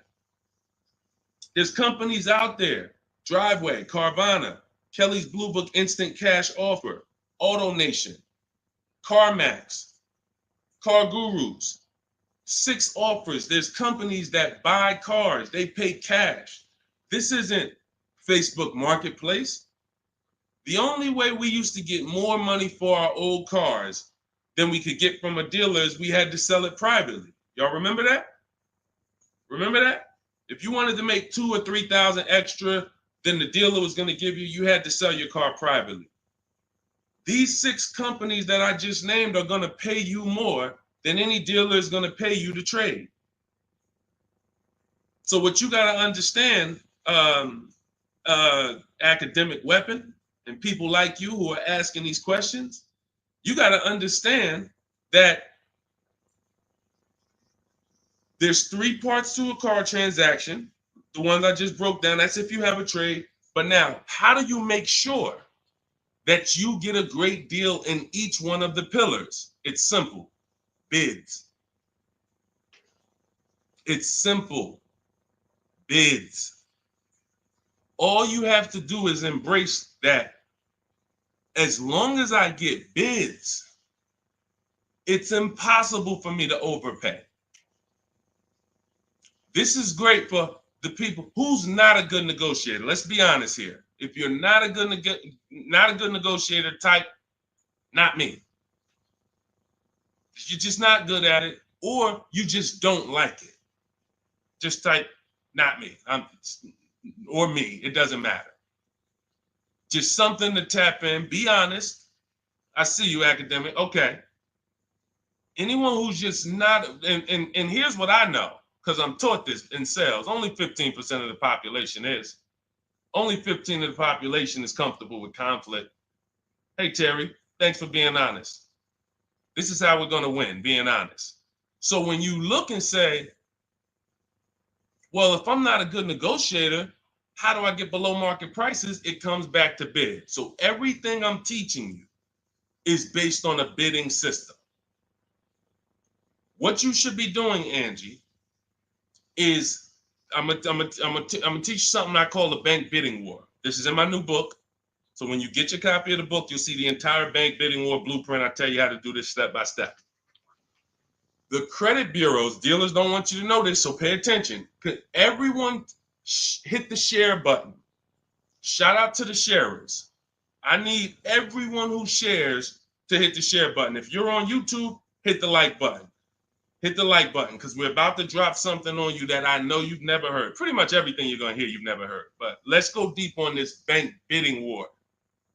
The credit bureaus allow you to have multiple lenders access your credit within a certain period of time.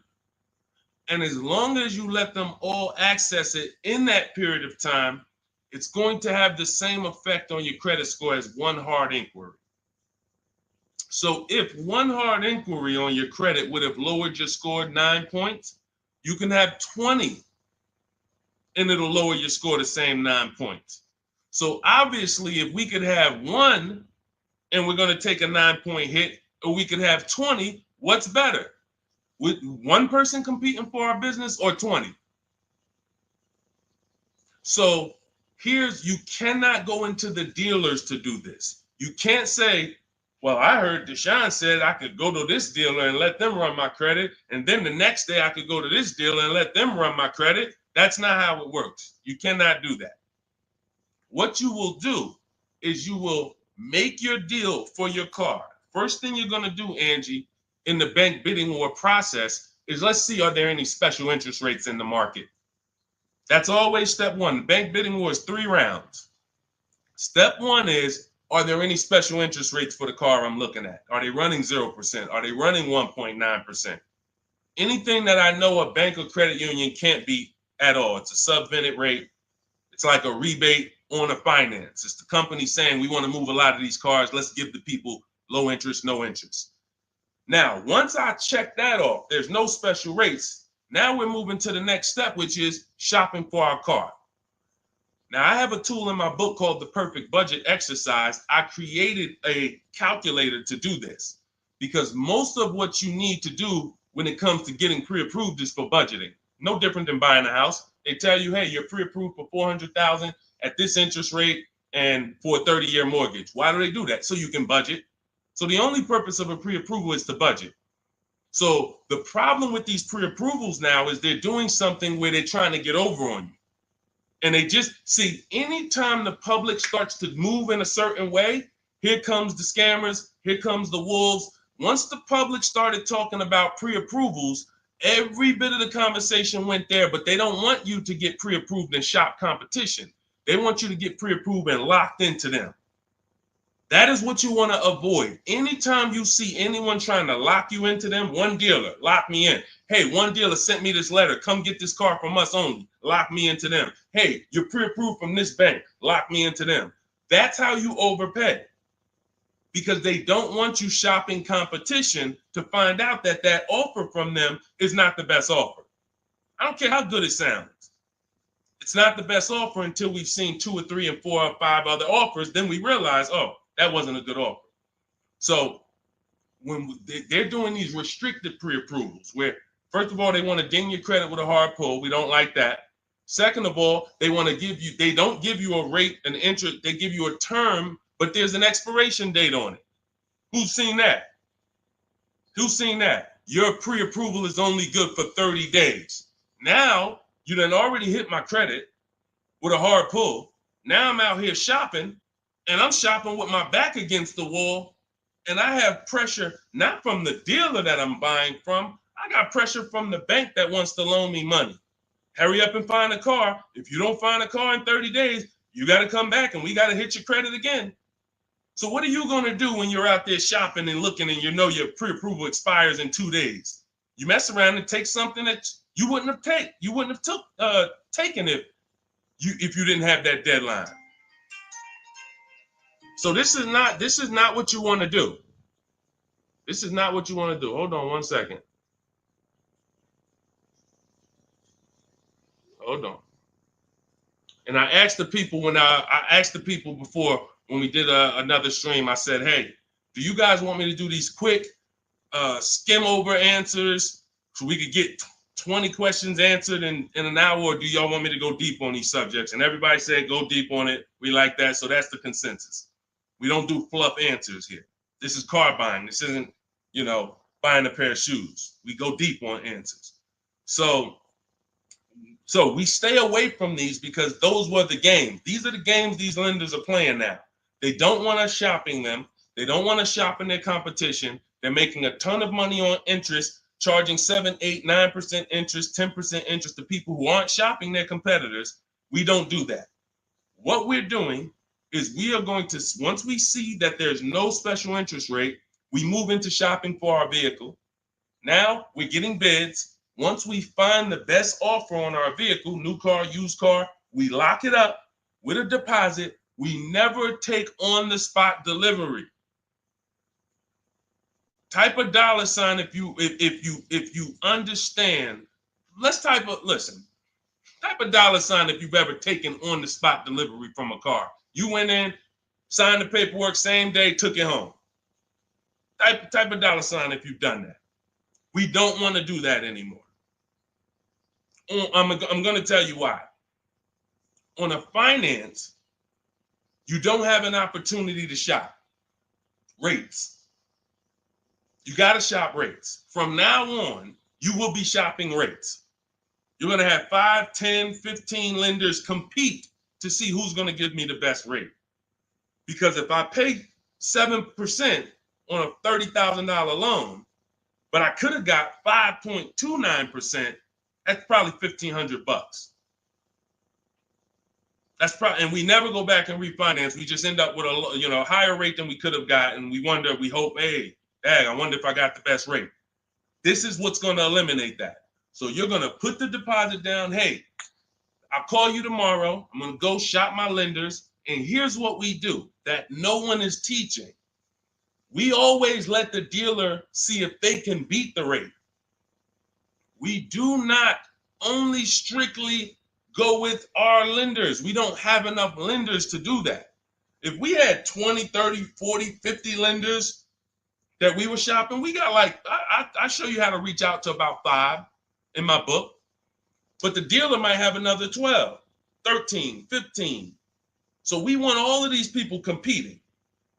That way we guarantee we got the best rate. So what I want you doing, Angie, is I want you to not focus on one dealer's offer, one Nissan offer. No, that means nothing. You want to learn to separate your transactions. We've talked about the 3 pillars. You're going to bid each one out. And the best part about bidding is you can do it all online. You can do it all from home. 90% of what I'm telling you, 90% of how we buy cars and the people you're going to see, I'll introduce you to over the next hour. You see a lot of people who've learned from me.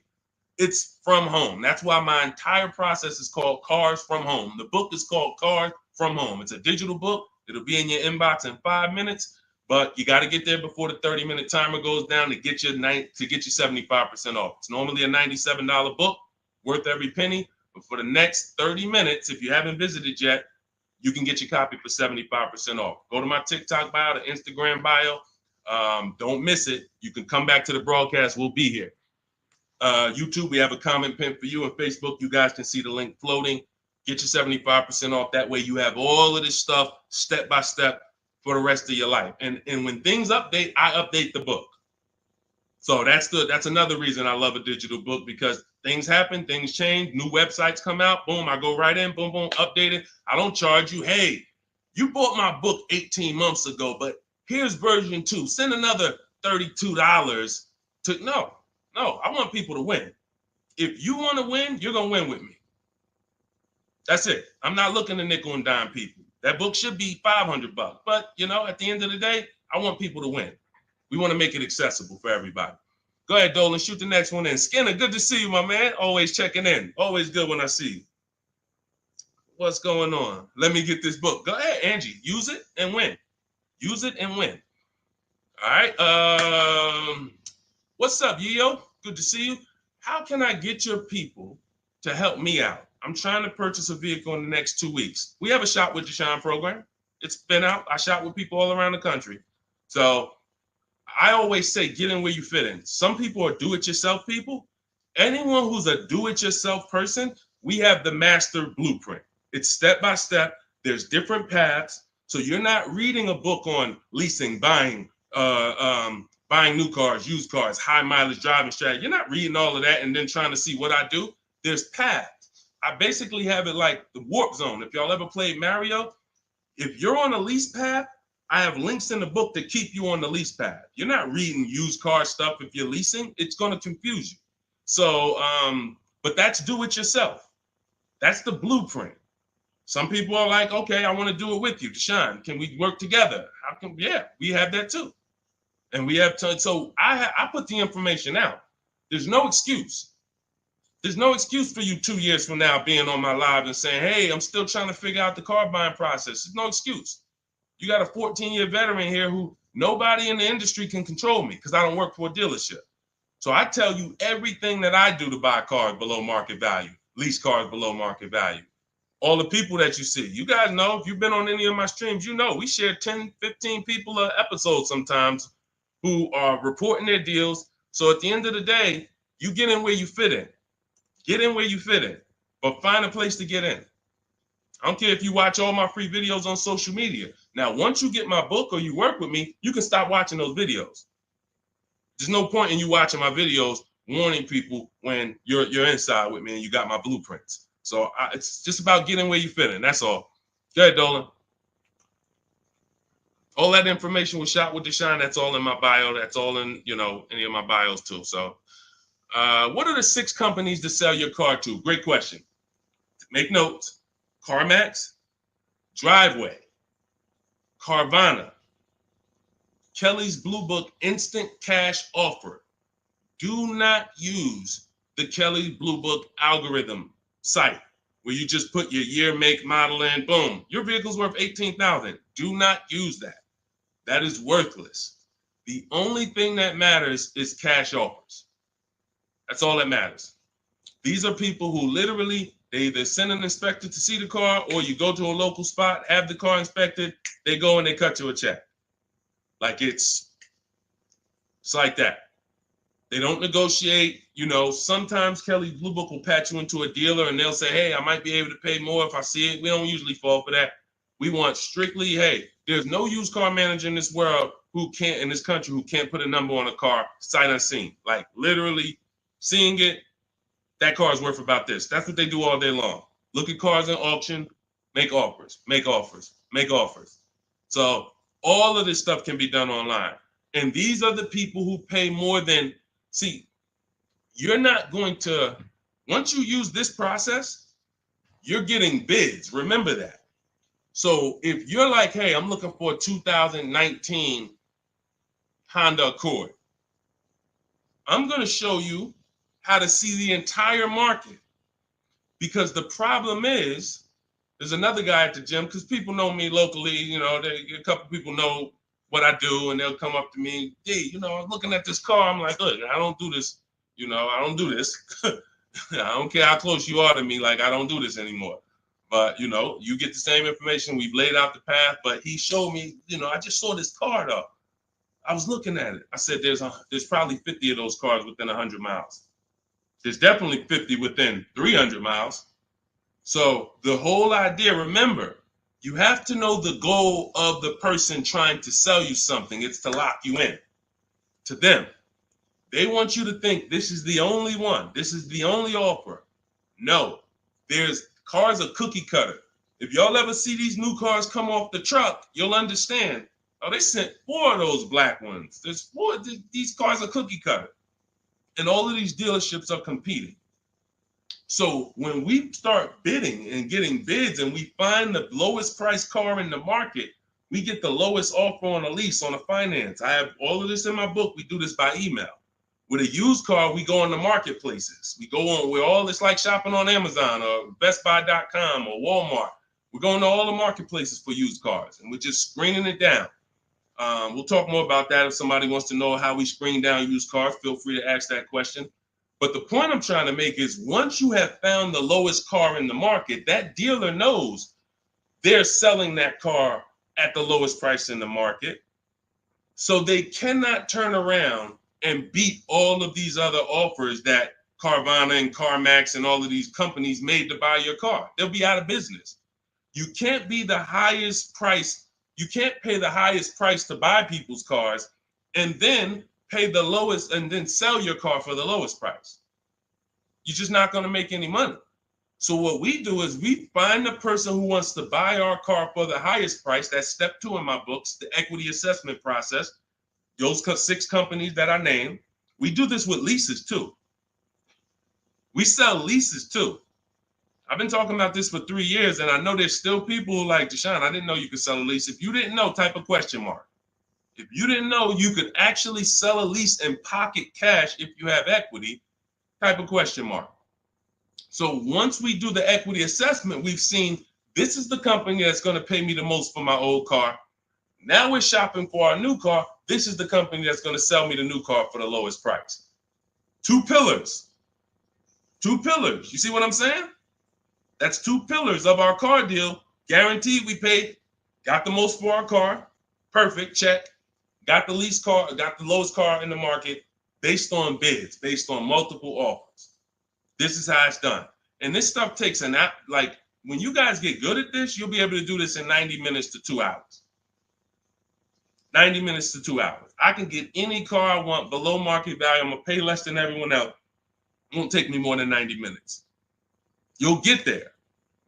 In the beginning, 2.5 hours it's going to take you to go through. You're going to be fumbling. You're going to be overthinking. And once you just get to trust in the process, you'll see, okay, this is a 90-minute process. Now, I don't want you rushing your shopping. It's a big point before we go to the next question. Too many of you are rushing your shopping. That's why you're ending up with cars you don't like in 3 months. We don't rush that. We don't let anyone rush us into making a decision on the car we want. Step 4 in my book, in my process, I call it shopping, not buying. You're going to enjoy shopping the way we shop because no one pressures us. We don't let them. We enjoy our shopping process. We're only there to test drive. We take our time to decide what we want. Now, once we decide what we want, it ain't taking us no more than 90 minutes to get it. But the deciding of some of you might spend 3 months deciding what you want, and that's okay. Visiting dealerships, driving multiple cars, perfectly fine. But we don't, the problem is when you turn shopping into buying. That's the problem. You tell your kids, hey, kids, we're going to go out, we're going to look at cars this weekend. Yes, oh, God, Daddy, we're getting a new car, Mom. Yes, great. All right, we're going to go look. First, we're going to go to Toyota. Then we're going to go to Honda. Then we're going to see the Chevy. If we had time, we'll test drive a Nissan, and it's going to be a good day. All right, perfect. You come out there, you drive the first car. Next thing you know, Daddy's sitting down, Mommy's sitting down talking to the salesman. That's where this is where you ruined your shopping. You ruined your shopping. What is Daddy doing sitting down? Why are you sitting? Daddy, I thought we was going to Honda next. What happened? 4 cars we were going to drive. Yeah, but they said we got a good deal. It don't take them long. If you let them catch you, it don't take us long to catch you with something. Hey, we have some great deals today. The manager said this morning, we're not going to turn down any good deal. We're so far behind our goals. Anybody who makes us a reasonable offer today, the next thing you know, you're not shopping anymore. You're talking about buying. Y'all see the difference? Type locked in if that makes sense. That's why we had a specific step in our process. It's step 4. It's called shopping, not buying. Shopping is deciding what you want. Buying is coming home, getting multiple offers on what you want. And we don't mix those two. This is how you enjoy the process. This is how you wake up in 6 months and you still love the car because you took enough time to make your decision and you didn't let anyone rush you. We're not gonna let anyone rush you if you're doing this my way. Go ahead, Dolan. Roll the next one. But yeah, get those 6 companies. Get your equity assessment done. What's up, Terrell? Good to see you. Deshone, I sent out the initial contact template to the dealerships, and a lot of them are trying to get me to come in. That's why we had scripts. Listen, here's what I say to people that I work with. Whether it's most of the time this is people I'm working with in my coaching program here's what I say. I tell you up front, 80% of dealers are overpriced. 80% of dealers are here to make the process difficult because the more difficult they make the process, the more money they make. It's very simple. When you get my book, I have email scripts that reply to everything. For example, Terrell, when you open up the script for the initial replies, you'll see when they say, hey, when can you come in? We copy and paste. Actually, I'm going to be doing my entire process online. Do you have a car that I'm interested in? Do you have a match? Every script ends with a question. Whenever you are emailing a dealer, it should always end with a question. Somebody said, how much is the book? It's normally $97. If you go to my TikTok bio before the actual 30-minute timer gets to 0, you can get it for 75% off. So it'll be $24. So everyone who's visited that site already, if that timer started, it's going. So once it gets to 0, the price is $97. That's just our welcome offer for our new people. And you have a link in the YouTube comments as well as Facebook floating. You guys can see it. Instagram bio. Go activate your 75% off. It'll be in your inbox in a minute. But that's the whole thing. So let me read the rest of your question to see if it was something different. And a lot of them are trying to get me to come in and talk to them and test drive. What to do next? Resend another template. Well, there you go. No, you don't resend another template. We actually use the scripts. See, the reason why I know everything they're going to say is because those are templates too. When you guys get these emails, who gets the emails from dealerships? Hey, Jane, we love your 2016 Kia Sorento. We have a customer looking for that. My used car manager just said he needs that vehicle. Who's gotten that? Who's gotten those emails? Type me. Type me if you gotten it. Hey, I can get you out of good news. We looked at your 2021 Honda, and turns out we can get you in a new one for around the same price. When can you come in? Or when can we have a conversation? Right? Thank you, Dion Skinner. Okay, look, how do we know? How do I know you all are getting those? Because we sent them from the dealership. We sent them from the dealership. Listen, if you're not tagging your best friend into this broadcast, you're being a little selfish, because your best friend's out there right now and they need a car and they about to go and overpay. So tag your best friend into this. Hit the share button and share with your best friend. This is what happens. Those are all templates. There's a software we would use, Mastermind, Momentum. What it does is it just searches the whole database and it sends out templates to these people. If we send out 1,000 emails, 100 are going to reply. It's going to lead to this many appointments. Those are all templates. That's not custom stuff. Those letters aren't, oh, they took the time to send me a letter. So it was easy for me to prepare the counter scripts because I know everything they're going to say. When can you come in? Can we have a phone call? You know, it'd be a lot easier. All the stuff is there. That's why there's 3 different sets of scripts in my book. And there's no other book that does this. Quite honestly, there's never been a book that I've seen that actually has links to videos, actually has links to documents with scripts that you copy and paste. That's what I said. When I tell you the book should be $500, it should be. And then it would be, I'm only going to sell it to the people who really, really value their money. And they would. And they'd be like, Deshone, this was an expensive book, but I tell you what, this book saved me more money than probably any book I ever bought. But again, that's not God's plan. God said, listen, make it affordable, son. The people who are going to get it, they don't have no excuse. They have no excuse now.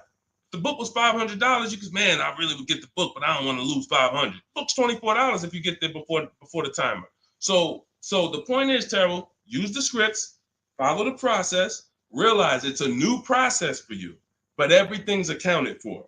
Everything in the process is accounted for. Just use your scripts. Everything they say, copy and paste, and keep the conversation moving on your terms. And don't try to turn an 80% dealer to a 20% dealer. They're not going to be that. They're doing what they're supposed to do. Let them eliminate themselves. Usually, if a dealer's going to make it hard, there's a reason. God, we use a strategy for leases and new cars called the 25 to 5. We connect with 25 dealers online in 20 minutes. Then we send this initial contact template that Terrell sent. That's going to give us 25 dealers' inventories we're shopping from.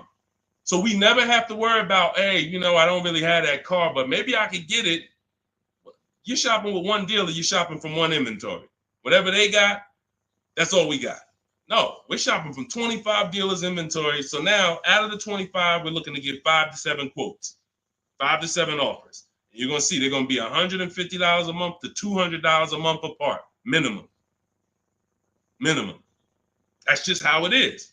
And that's when you prove to yourself, holy crap, I see how different these dealers are. It's not close. It's not like, hey, I got 5 offers. This one was $605. This one was $590. This one was $580. This one was $570. Heck no. This one was $620. This one was $550. This one was $475. This one was $450. That's how far apart they are. The 80% make big money, big, huge commissions. Like, it ain't like, so the 20% are the people who we want to find and do business with. These are the people that compete. They want to beat their competition. We find them and we buy from them. Great question. Thank you, Terrell. Good to see you. Next question, Dolan. Oh, man, good question. And that's very common. Again, very common. It's a new process. All right, I said that's the same question. Same question, Dolan.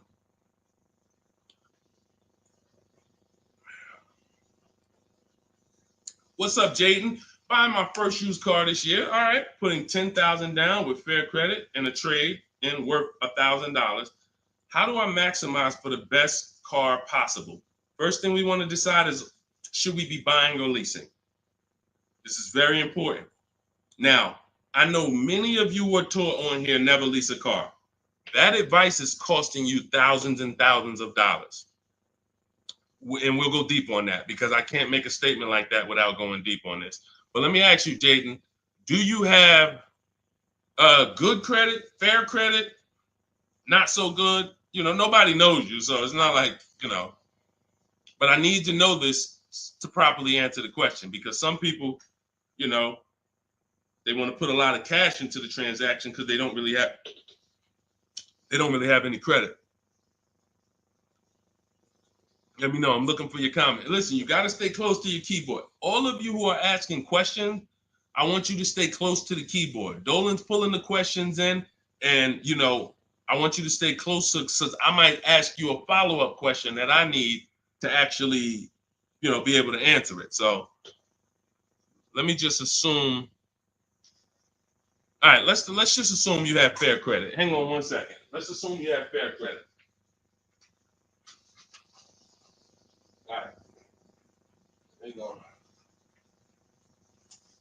Okay. So let me tell you an outcome that's very common. And you could decide, this is all of you who have a child who's going to be getting a car, or you're going to be getting your first car. Like, listen up to this. We go wrong buying people their first car a lot of times, because typically when you buy a car, what's happening is you have to pay for the whole car. Some of you know every $5,000 on a car loan is about $100 per month. So when you look at and lock that into your head, every $5,000 is about $100 per month. So when you see a $5,000 car, $10,000 car, you should think $200 a month. When you see $15,000, you should think $300 a month. These are safe parameters for you to make sure you're not overcharged. You have to be able to understand a $50,000 car isn't going to be $500 a month to buy. It's going to start out around $1,000. So we need to know these things, because you can manipulate loans to make payments lower, and that's how you end up in a 9-year loan, because you went in saying, hey, could you get that car to 700? That car's nowhere near 700 with a good loan. 5 years, 6 years is the longest we go. I have a rule in my book called the Rule of 72 and the 10th birthday. 72 months is the max loan we take, and the car should be paid off by its 10th birthday to avoid problems. So by the time a car turns 11, car should be paid off, so that way you could actually put money to the side for maintenance. These are all boundaries that we haven't had, that if you follow them, you're going to have a lot better experiences. So if you don't have the credit to lease, then I would say, okay, get yourself an inexpensive car, try to get a small loan. You know what? The first question is, how many years are you going to keep the next car? That's the first question. That is the first question. When you open up my book, the first question, if you and I were talking on the phone, Jaden, the first question I would ask you before credit, before anything, Jaden, how many years are you going to keep the car? Now, if you say to me, Deshone, I'm definitely keeping the car 9-10 years. I don't need a car every couple years at all. I'll keep a car a decade. Perfect. Forget about leasing. In my book, first step is, how many years are you keeping the next car? I want y'all to answer that. Everyone who's shopping, everyone who will be shopping, you're shopping now, or you're going to be shopping soon in the next 6 months, a year. I want you to answer the question. How many years are you keeping the next car? Guaranteed. Guaranteed. Because everything else comes after that. When you're going to keep it 8-9 years, I'm going to show you the steps you need to make sure you get a car that will last 8-9 years. Plenty of people say, oh, I wanted to keep the car a long time, but you didn't take the steps to make sure you got a car that would last that long. So everything comes from this question first. How many years are you keeping the next car? So now, Jaden, let's say you say to me 8-9 years. Perfect. So now what we're going to do, we're going to the purchase path. Not thinking about leasing. New car, used car, based on budget. Based on budget. Now you said you have a trade-in worth $1,000. I'm guessing it's an older car, so you can still put it through the equity assessment. But if you're saying it's worth $1,000, who told you that? See what I'm saying? See, the highest offer for your car is what it's worth. I want y'all to get into the habit of getting offers so that you know exactly what your car is worth, not letting one person tell you what your car is worth. So now let's just say, for example, your car is worth $1,000. Now we're looking at, well, do we get a new car or pre-owned car? And if we get a pre-owned car, here's how we determine new car versus pre-owned car. Budget is one. Now let's say you could afford both. I could afford a new, I could afford a new pre-owned. Which one? Well, it's based on values. Some people, you only get a new car every 10 years. You're like, hey, I want to get me a new car. Because at the end of the day, over a 10-year period, the amount you pay for the new car, you'll get some of it back on the back end. And some people are like, I want to get a new car every decade. I want to treat myself. I could afford both. Some people are like, hey, I can afford both, but I'd rather knock 30% off. I don't need the latest one. I'd rather knock 30, 40% off what the price would be. It's just different values. There's no right or wrong there. In my book, I teach you both of those things. When you get to that step, that's how I help you make a decision. So sounds like, I would need more information. That's why I'm asking you, because I don't teach a one size fits all thing. I teach based on where you're at, here are your options. Pick one. Now, when it comes to buying versus leasing, oh yeah, one size fits all. Anybody on here who is not keeping their cars 8 years and you're buying them, you're losing thousands of dollars. You're just losing thousands of dollars. You can't compare. Like, look at somebody like Safrina. I use Safrina's deal. Oh, that's Teddy. Look at Teddy. That's a luxury car. Let's take a luxury car. Teddy got a $73,000 BMW. $73,000 BMW. He's paying $856 a month. He's not keeping it 8 years. He knows the 8-year rule. He said, okay, if I'm not keeping my cars 8 years, I'm going to shop for a below market lease. He uses our bidding system. He gets multiple offers. He said the highest offer during the process was $1,123 a month. That was his highest offer. He's paying $856. When I tell y'all, if you don't have a system to reveal the 80% dealers who are overcharging people, you're buying from one of them. You're buying from one of them. They do business. It's not like these guys are going out of business. You're buying from one of them. And you see, but Deshone, they told me this was the best deal that they could, this was their best offer. It was their best offer. It wasn't their competition 20 miles away's best offer. It wasn't that small dealer that's 45 minutes away that doesn't get the traffic that this city dealer gets, that once they see your information and they say, wait, hold on, we don't get the opportunities they get where they could just charge people and then they keep coming back. We only see, 3 people a day sometime. Boom, okay. Listen, we're gonna beat their we're gonna beat them, and we're gonna have our license plate in their market. This is what you can't see that when you're in a dealership trying to make a deal, negotiate with them. So this is what you prove to yourself. The 80% dealers charge tons of money before, and they won't go below a certain price. They might take off $3,000. I ain't going no lower. That's it. You don't want the car? Next. See you later. Listen, sorry, I'm not selling a car for less than that. They have a minimum threshold, a maximum amount. We ain't taking less than this for our car. Their competition, they'll go 3,000 less than that. Got to get them. So now let's go back to the leasing versus buying scene. When you look at this and you look at Teddy, you can see, can you take that comment down, Dolan? Matter of fact, I got it. Look at Teddy. So $829 a month, he's paying $856. Now, $73,000 vehicle, that vehicle on a 5-year loan, every $5,000 is about $100 a month. That vehicle should cost $1,500 a month. Even if he got a huge discount, let's say he got 15 grand off. Somehow, magically, he got a ridiculous discount. Instead of 73, he pays 60. $1,200 a month, 5 years. $1,200 he's paying $856. No money down. We don't, and whenever we shop, what you're going to learn as you listen to me and you shop the way I'm telling you to shop, everything we shop is no money down. We might put money down later, but we only put money down after we guarantee we got the best deal. All right.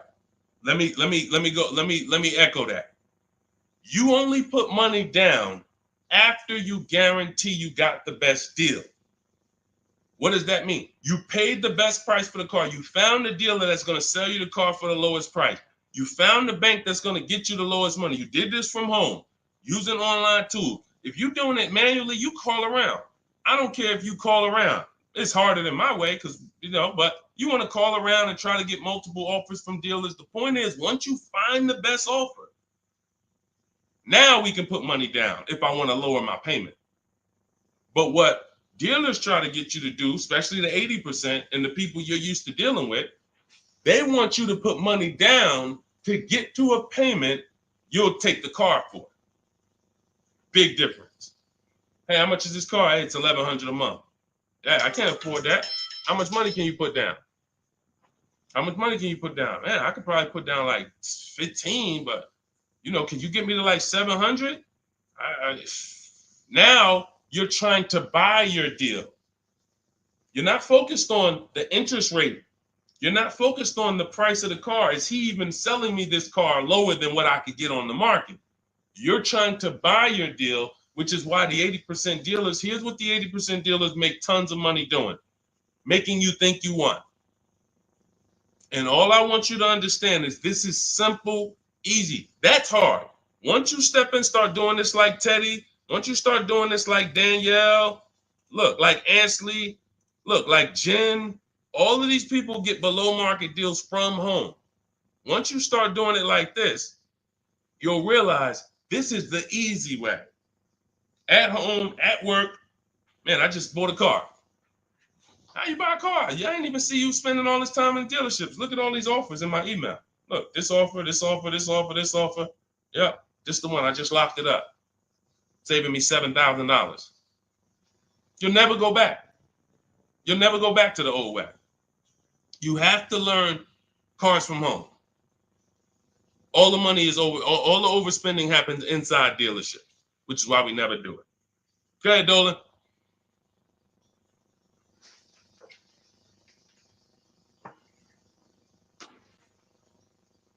Let's go, Dolan. Keep them queued up, bro. Let's go. To Cali, good to see you. Should you put a down payment on a car? Well, that's just what we were just talking about. What we were just talking about was, all right, let's talk down payments on leases. First of all, you got to realize something about a lease. Whenever you put a down payment down, if the vehicle's stolen and they don't find it, or if it's totaled, you don't get the money back. I'm not a fan of putting huge money down on leases, but unless you do one thing, you assess, well, two things technically. There's only two ways to lose your down payment. Car's stolen and they don't find it, or it gets totaled. So here's what you ask yourself. How many cars have you had stolen in your life? Some of you are going to be like, man, 3. I wouldn't be putting down payments on leases. Some of you like, Deshone, I never had a car stolen. Thank God. All right. You can check. You can check. Now, second question. The vehicle you're buying, what's the chances if you get into an accident, it can get totaled? You're buying a huge Jeep. You're buying a huge S-Class Mercedes. You're buying something that's very hard to total. You're good. You're good. You're buying a Honda Civic, putting $5,000 down on it. It's not a good. You're taking big risks. Big risk. So that's how we assess leasing. But here's the thing. This is how we shop for our leases. This is all in my digital book. We shop for our leases with only first month's payment down. That's really no down payment because when you lease, you give them your first payment, then you drive off. And when so that's how you do it. So first month's payment out of pocket, 12,000 miles per year. And we put taxes and fees in the payment. That's it. That's it. We get all our offers that way. The dealer's going to give you the offer based on how you told them to give it to you. If you told them, hey, just work me a lease out, They're gonna work you out a random lease, $3 grand down, boom. When you see these commercials, these are not deals. Listen, you cannot never judge. I told y'all at the beginning of the stream, it's 3 prices you can pay for every car: market value, above market value, below market value. Those are the 3 prices. Below market price is the people who got skills. That's the stuff we're talking about here. Below market comes from bidding. When you look at these offers, look at these commercials. Look at. Let me show you a deal. Look, Ansley just got a 2024 Infiniti QX Lux. MSRP is $58,000, $58,490 to be exact. Said I'm only paying $554 a month with my first payment down only, right under 1%. Now, some of you, if you're savvy, you've heard of the lease 1% rule. That's been around for probably 30 years. I created the 1.5% rule because people were overpaying for leases. People knew, the savvy people knew the 1% rule.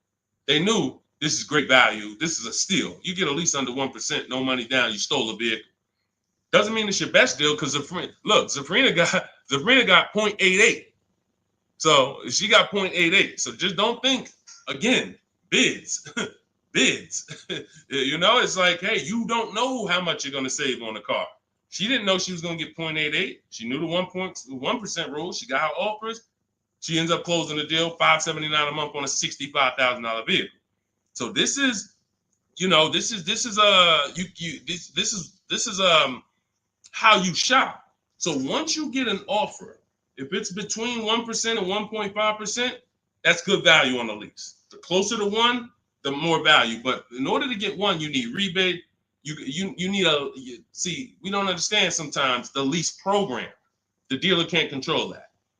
So what we do is we shop. When you see a deal that's 1.1, 1.2, 1% low, that means there's a lot of rebates there. There's a lot of there's probably great residual, low money factor, which is the interest rate. You can't control these things. All you can do is bid it out. Now, once you get to a payment and you're like, okay, I already know I'm under 1.5%. I got my 5 to 7 offers, so I know this is the best offer. But I want to drop my payment probably another $50. Now you put money down. You see what I'm saying? Type $signs if you got that. You shopped your deal. You got your offers. Type a $sign at that click. I'm talking to the people that's locked in. Listen, I know, unfortunately, we live in a world, a lot of people distracted. We sit here, we could talk big money all day long, and it's just flying past it. They got 100 other things on their mind. But the people who locked in, type a $sign if you understand that. When you shop for offers, when you look at your lease offers, the way I just told you we shop for them, now we get the offers, we say, all right, boom. This is the best one out of 5 to 7 dealers I got. Let me now lower my payment. First of all, if you can afford that payment, just take the deal. Much better, put no money into the deal. That way, if God forbid it's total, boom, I come back, I do it again, ain't no problem. I didn't put no money into the car. But if you look and say, I want to lower my payment like $100 a month. First thing you do is assess what I told you a couple minutes ago. How many cars have I had stolen? The lower, the better. If it's one time, okay, chances of this car getting stolen, slim to none. All right, how easy is this car to total? Now, it's a big vehicle. Like, I'd have to get into a pretty bad once-in-a-lifetime accident for it to be totaled. Perfect. All right, you can throw $2,000 down. You can throw $3,000 down to lower the payment more. That's how you use down payment money. You never use down payment money to buy your deal. You must have the deal before you apply the down payment. You must have the lowest interest rate before you get the down payment. You must have the dealer who's selling you that car lower than anyone else before you apply the money down. That's when you know you have a deal and your down payment isn't being taken and used as profit. Anybody else, down payment's being used as profit. It's just padding the deal. Give us more money to work with. How much could you put down? 6? All right, let me go work this out. And they're just around moving money around. They're moving, you're buying a car from them, you're getting your loan from them, and you're giving them $6,000 to work with. They have all this money to work with. That's a dream customer. And if this is you, I don't want you to feel bad. I only want you to feel, because no one told you this until now. I only want you to feel bad if you keep repeating it, because you got no one else to blame. Right now, you have the opportunity to change everything and focus on what I'm teaching you. So no one can do this to you. But the dream customer comes in, got a car to trade, wants to buy a car, needs a loan, How much could you put down? I'd probably put down like 3,000. That's 4 things you just gave him to work with. I got money in your loan I can move around. I got money in your old car that you want to sell to me, trade. All right, I could use that. Got some margin there. Then in the car you want to buy, I got some margin there. Then I got your down payment money that I got margin. I'm just about to let me manipulate a couple things and here. That's what we don't want to do. All right? That's why we separate the transactions. This stream, if you get the 3 pillars of great car deals, separating your transactions, bidding them out, this can never happen to you. None of this stuff could ever happen to you. Okay? Everything we're going over is in my new digital book. It's called Cars from Home, 7 Steps to Saving Time, Money, and Avoiding Dealerships. This teaches everything step by step, how to get below market leases, below market purchases, new cars, used cars, high mileage driving strategies. Some of you who are driving over 18,000 miles a year, you can't do some of this stuff is not, you need custom advice. See, again, I don't do one size fits all. You can't be an 18,000, 20,000, 30,000 mile a year driver and think you can actually use the same loan structures and all of that as a normal person. You're depreciating your car faster than them. So all of this is in my blueprint. It's in my new book. Get your copy for 75% off in my TikTok bio, in my Instagram bio, or we have a link in the comments for you on YouTube, and we have a floating link on Facebook for you guys. But if that timer hits 0, it's $97. And if I'm you, if I miss the 75% offer, I'm getting the book, knowing what I know. And there's people who have the book, they'll be like, hey, look, I don't care if you missed it. You need to get the book. It's $97, worth every penny. So I want you to have everything I teach. It'll be in your inbox in literally a couple minutes. It's a digital book. And as soon as you get it, you're going to see a thank you page, and it says screenshot this page. Very important, because on that page is the link to open the book. Then I email you a copy. Also on that page is the link to my support team, just in case you type your email wrong. Our system is great. We send out lots of books. It works every time. But if you mistyped your email, then you're not going to see the book. So make sure you have my support team's email. So if you don't see that book in 5-10 minutes, email my team, hey, and they'll get you the book right away. All right. Thank you, Skinner. Yeah, nobody ever broke it down like that. I'm glad. That's what I'm here for. That's what I'm here for. I only want to pay first month's payment, and that's it out of pocket. That's 90% of our people, Skinner. 90% of our people. Hold on, I'm gonna get to Hideout PA. You got the next question. Hold on. But look, 90% of our people, look, India, look, $365 a month, no money down. That's first payment only. Look, Melissa, look, got her hybrid Honda Pilot 2025, $597 a month. She made $12,000 on her equity assessment, sold her car. So $597, I'm trying to see an MSRP, almost 50 grand. So it's a 1.2% lease. Look, nothing out of pocket, first month's payment. Look, Ansley. I gotta go get the rest. I didn't hit see more to get his detail. You see, Ansley got 2 cars. He just got another BMW. Hold on. Look. Milligan.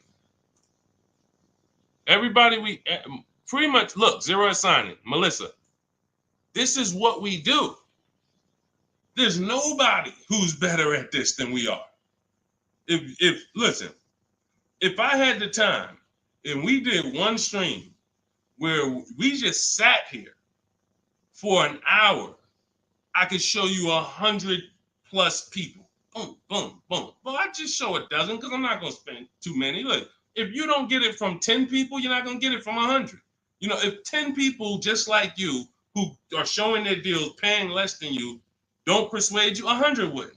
But the point is, everybody shops with no money down. Because when you shop with no money down from now on, you will see it's easier because you can't confuse me. You can't confuse me when I'm shopping with no money down. You got to be great at math, which I love math. So, I mean, I love math. But you have to be great at math to put 3, 4, 5,000 down and be able to see where the money's actually going. So the best thing to do is compare. I could get this car, no money down. I could lease this car, no money down. What's my payment? And then you'll be able to see it. Dealers can't manipulate you. So definitely, that's all we do is no money down shopping. Go ahead, Dolan. You can put that one up. You can put that question up. I want to get to that. Hideout PA. In a 2-year lease, 2024 Jeep Hybrid, 1,500 down, 499, 10K a month. Good deal. You have nothing to compare it to.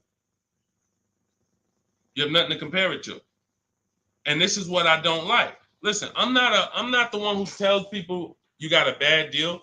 The only time I would tell somebody they got a bad deal is if they broke the 1.5% rule. So if you take no money down and you divide your monthly payment into the MSRP, if you were over 1.5%, there's no value in leasing that vehicle. You're paying too much for a car you're giving back in a couple months. So, hold on. Sorry. Yeah. So, sorry. So, but when I look at your deal, the reason why I hate this is because you've already gotten the car and you're driving around and you don't even know you got a good deal. You're wondering if you got a good deal. That's very disempowering. It's a very disempowering position to be in. But had you gotten 4 other offers, you wouldn't have to ask me that. And what I want you to do is change that, because frankly, I would bet $1,000 that if I said to you, you think I can find that car for less than what you paid? Bet me some money. Would you bet me $1,000 that I can't find that exact same car you got for a lot less money?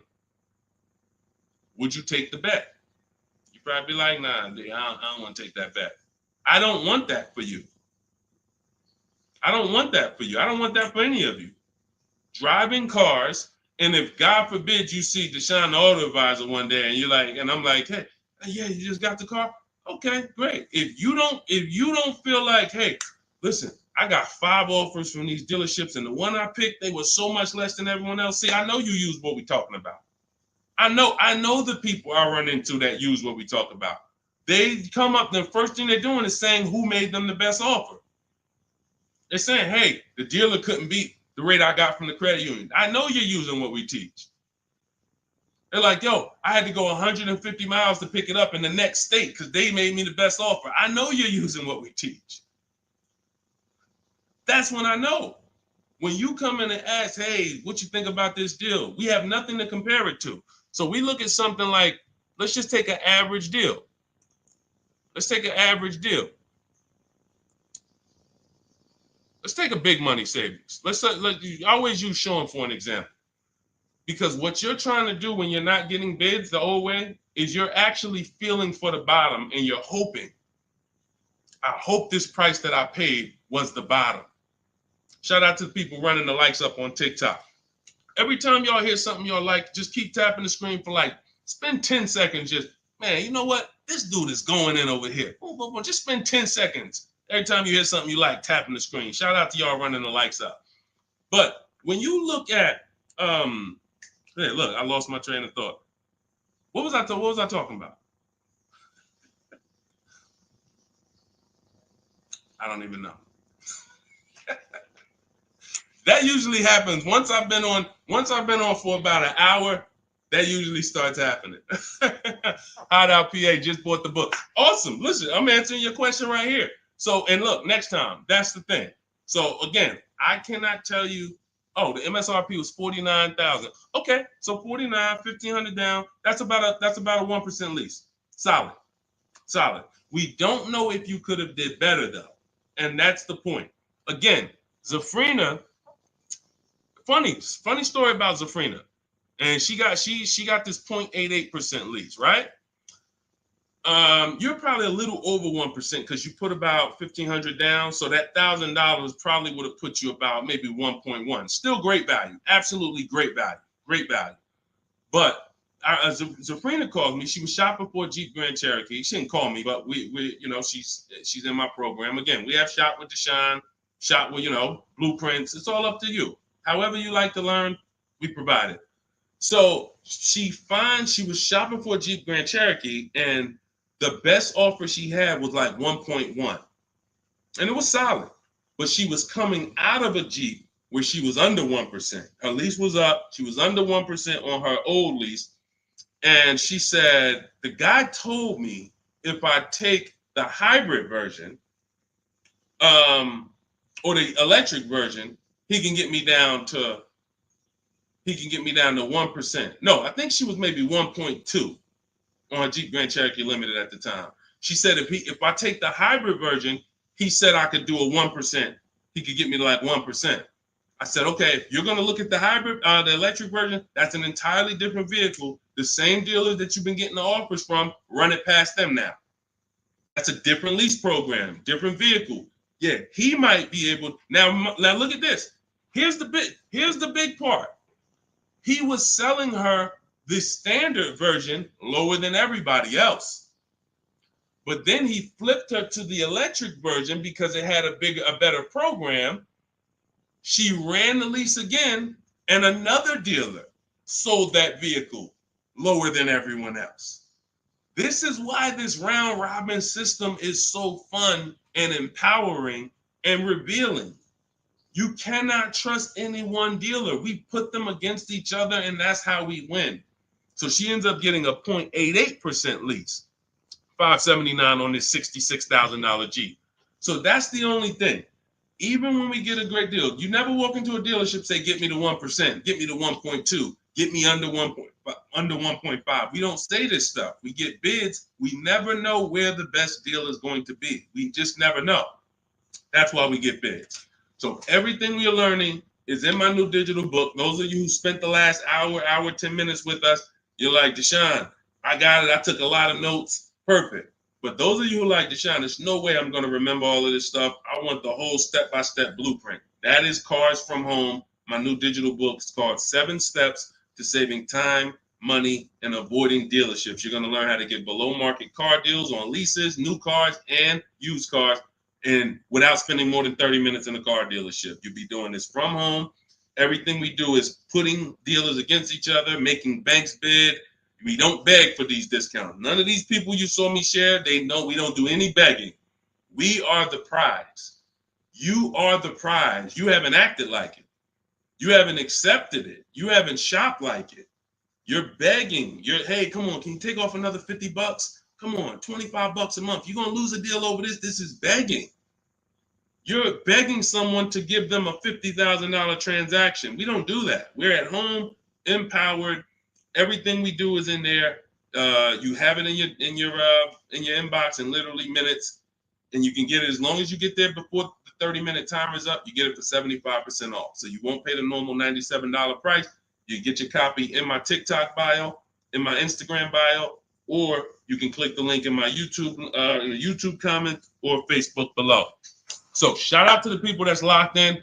Skinner, shout out to you, Hideout PA. Shout out to the people who are like locked in. I know I can only help a small percentage of people. That's the sad part.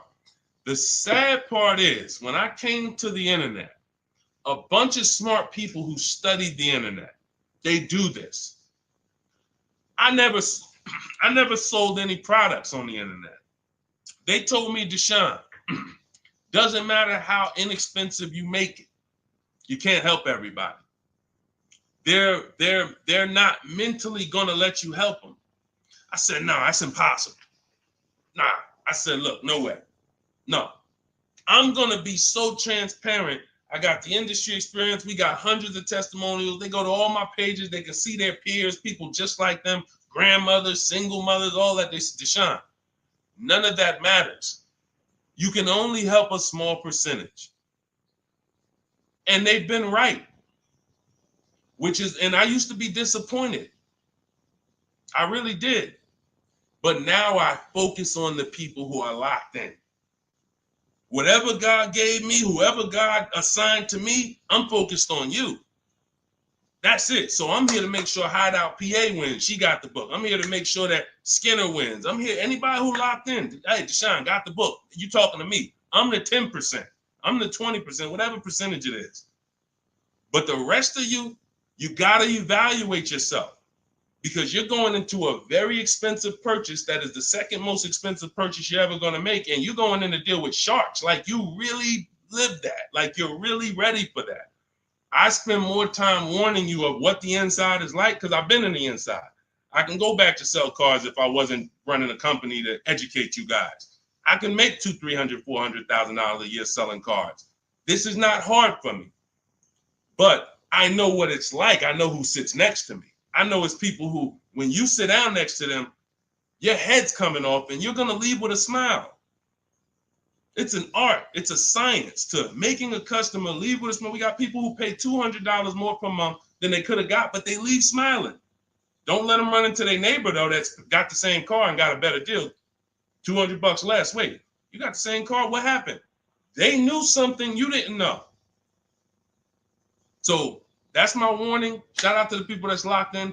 Get your book for 75% off. Make sure you screenshot the thank you page. The book is right on the thank you page. As soon as you pay, you can download it, add it to your inbox, and just use it and win. And make sure you email me your success stories. All right. I'll see y'all in the next stream. God bless you.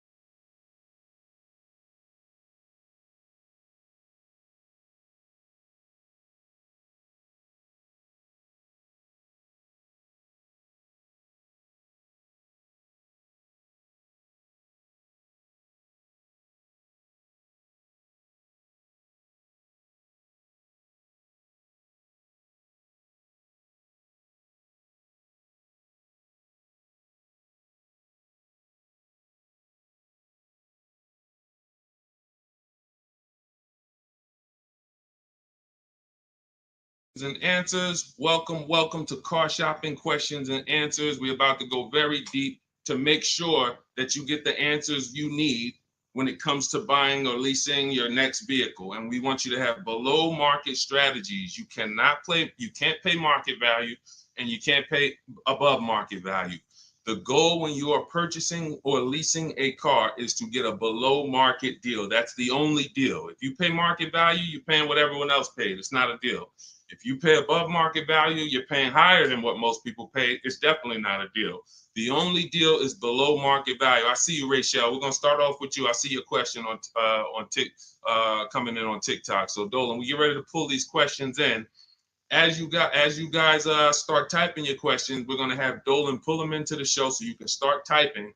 And I want you to know that everything you're gonna learn over this next hour is out of my new digital book. It's called Cars from Home. 7 Steps to Saving Time, Money, and Avoiding Dealerships. I wrote this book. I put 14 years of industry experience in the car business, working with dealers, working inside Mercedes-Benz, inside General Motors, and I created a 7-step process for you to get below market leases, below market finance deals, below market loans, below market cash purchases, below market used cars, and I have high mileage strategies in there for those of you who drive over 15 or 18,000 miles a year. It's all in there step by step, and you can get your copy for 75% off as part of our book launch offer. You can click the link that's floating on Facebook. You can click the link below on YouTube. We have a comment pin for you, and inside my TikTok and Instagram bios, you guys have a 75% off link for 30 minutes. Once that timer goes to 0, the price does go back up to $97. It's still worth it at $97, but I'd rather you save the 75% off the total price so you have even more value. So get your copy immediately. Don't let it go down to 0 before you get your copy, all right? Let's get started, Dolan, with the first question. Start typing your questions, guys. We're going to get through as many as we can in 1 hour. And as you come in, can you hit the like button? It does matter. It does activate the algorithm. It does let these platforms know that we need more people over here so we can help them protect their money.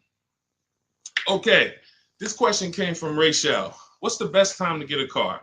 I drive a 2014 and I own and I owe $18,000. What is the best advice you can give on trading a newer vehicle? It's under 18, it's under 100,000 miles. Okay, Rachel. So one of the things that the first sense I get is I don't like you still owing that much money on a car that's 10 years old already. I have a rule that I teach. It's called the rule of 72 and the 10th birthday.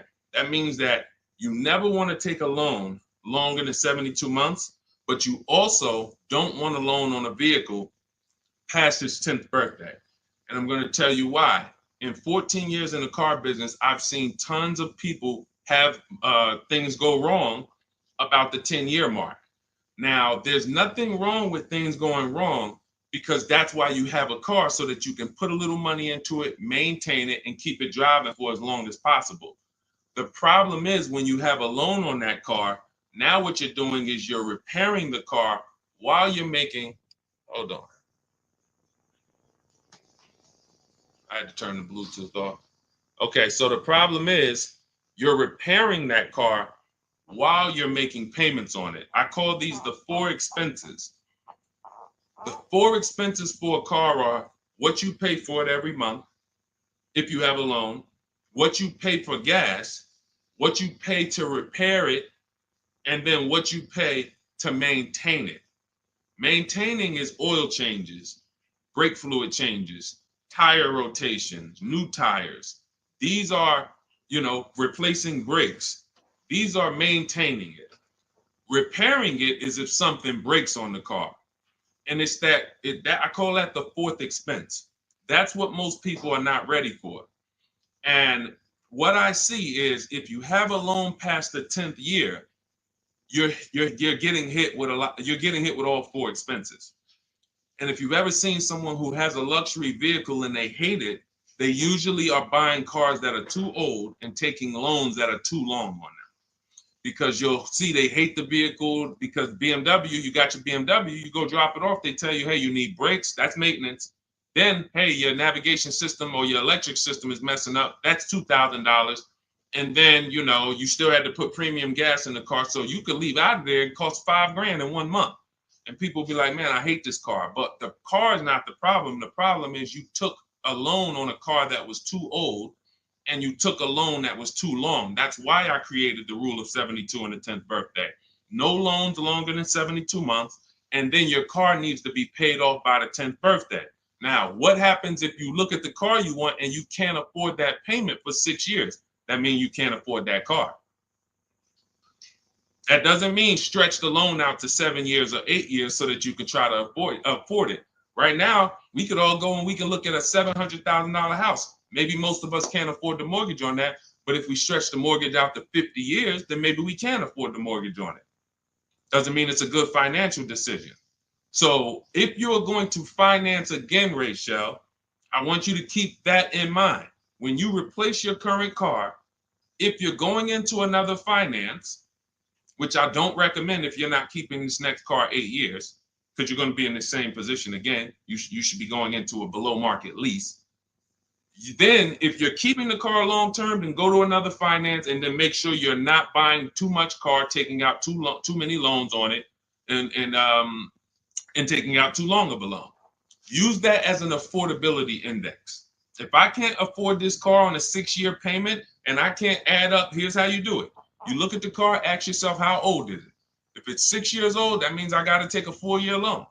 If it's 5 years old, that means I got to take a 5-year loan. It can't be greater than 10. You are taking way too much risk. And you're going to end up in this position where you're looking and you're like, how do I still have a car payment? Things starting to go wrong on this car. I'm nowhere close to paying it off. What did I do wrong? That's what you did wrong. Now, if you want to avoid this altogether and say, all right, what can I do in a different structure? You would be going into a lease. If you're shopping a below market lease, what that's going to do is make sure you can pay a low payment on a brand new car. It's always going to be under warranty, and you just keep doing that. You look like somebody who you're just used to having a car payment anyway.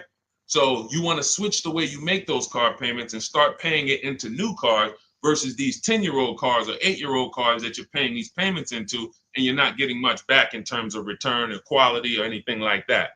So that's the first thing that I would concern myself with is, Rachel, how many years are you going to keep the next car? If it's 8 or more, then you purchase again. If it's less than 8, then Deshone, talk to me about a lease, because I'm not keeping this car at 8 years. I don't keep any car 8 years. All right? It's a great question. That's where we need to start out. Go ahead, Dolan. Shoot the next one up. Okay, this one is Love and okay, I don't want to even try to pronounce it, but you can see who you are. If I'm upside down, how can I trade or sell without having to pay the difference or getting a higher note? So now you're asking a question that, all right, so this person said if I'm upside down, that means they owe more on the car than it's worth.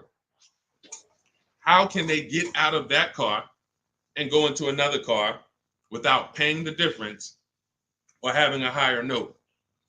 So I'm going to give you the way it's possible, depending on your situation, and realizing that in my book, there is one person, there's two people actually, but really one main person who, it doesn't matter how good your credit is, you're not going home with a new car, because negative equity is, you have too much negative equity. So there are cases where doesn't matter. You come in with an 800 score. I call negative equity the bad credit for people with good credit, because it's the only time when I was in the dealership, people would walk in and they would say, you know, okay, we look at a car and then we look at their current situation and the maximum amount they can pay. And then we look and say, hey, look, the bank's not going to approve this. You can't roll over 10 grand of negative equity to that $30,000 car and do no money down. So there are circumstances where you've dug yourself too deep, and the only thing that's going to do it if you don't have money is time and paying down the vehicle. So let's talk about if you're not in that situation. First thing I'm doing is I'm going to CarMax. I'm going to driveway.com. These are websites. This is because you notice what she said. If I trade or sell, that's very important, because some of you've been on the stream, you know we don't sell. I mean, we don't trade. We always sell our cars to cash buyers. You know, that come, they write big checks, they pay more than dealers. So the first thing we're going to do is visit these cash buying websites: CarMax, Driveway, Carvana, KBB Instant Cash Offer, AutoNation, and Car Gurus. That's going to give you 6 independent offers. Now, once you get those 6 offers, that's going to tell you how much negative equity you have based on your payoff. You need to call your bank and ask them, how much is my payoff? That's the amount you owe. Don't look at your statement. Call your bank, make the phone call, and find out your payoff. Now, you look at what your payoff is, and you look at what your highest offer is. If your highest offer is the same as the payoff, you're break even. If your highest offer is 20, but your payoff is 15, that means you got 5,000 of equity. If your highest offer is 10 and your payoff is 15, you got 5,000 negative equity. So now the best thing to do is what I call pay the difference. Because when you pay the difference, now you can go into your next transaction and you can do a clean transaction. Clean transaction. So whatever deal you get on your next car, it's clean. You're not bringing any baggage over. You can shop multiple offers. There's no limits. But if you can't pay the difference, now you have to do what we don't like doing, which is trade. And there's going to be a ton of people with negative equity, because a lot of people bought cars that were overpriced from 2020 to 2022. You know, we were trying to warn people to lease, to ride out the market, buy inexpensive pre-owned cars to ride out the market, or, you know, keep their current car and not shop if they didn't have to ride out the market. Some people didn't take that advice, and they went and they overpaid because they had no shopping strategy. And now they're going to be 15 grand negative equity trying to get another car. So if you can't transfer, you know, there's limits to what you can transfer. If you can do what we teach and you actually can shop the market the way we teach, you might get a deal like this. Let me show,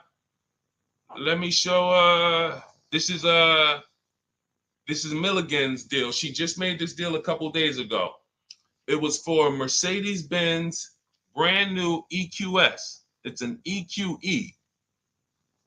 It was a $79,000 vehicle. Using our shop from home strategy, she never left the house to get this discount. She went from $79,000 to $51,000 on a brand new vehicle.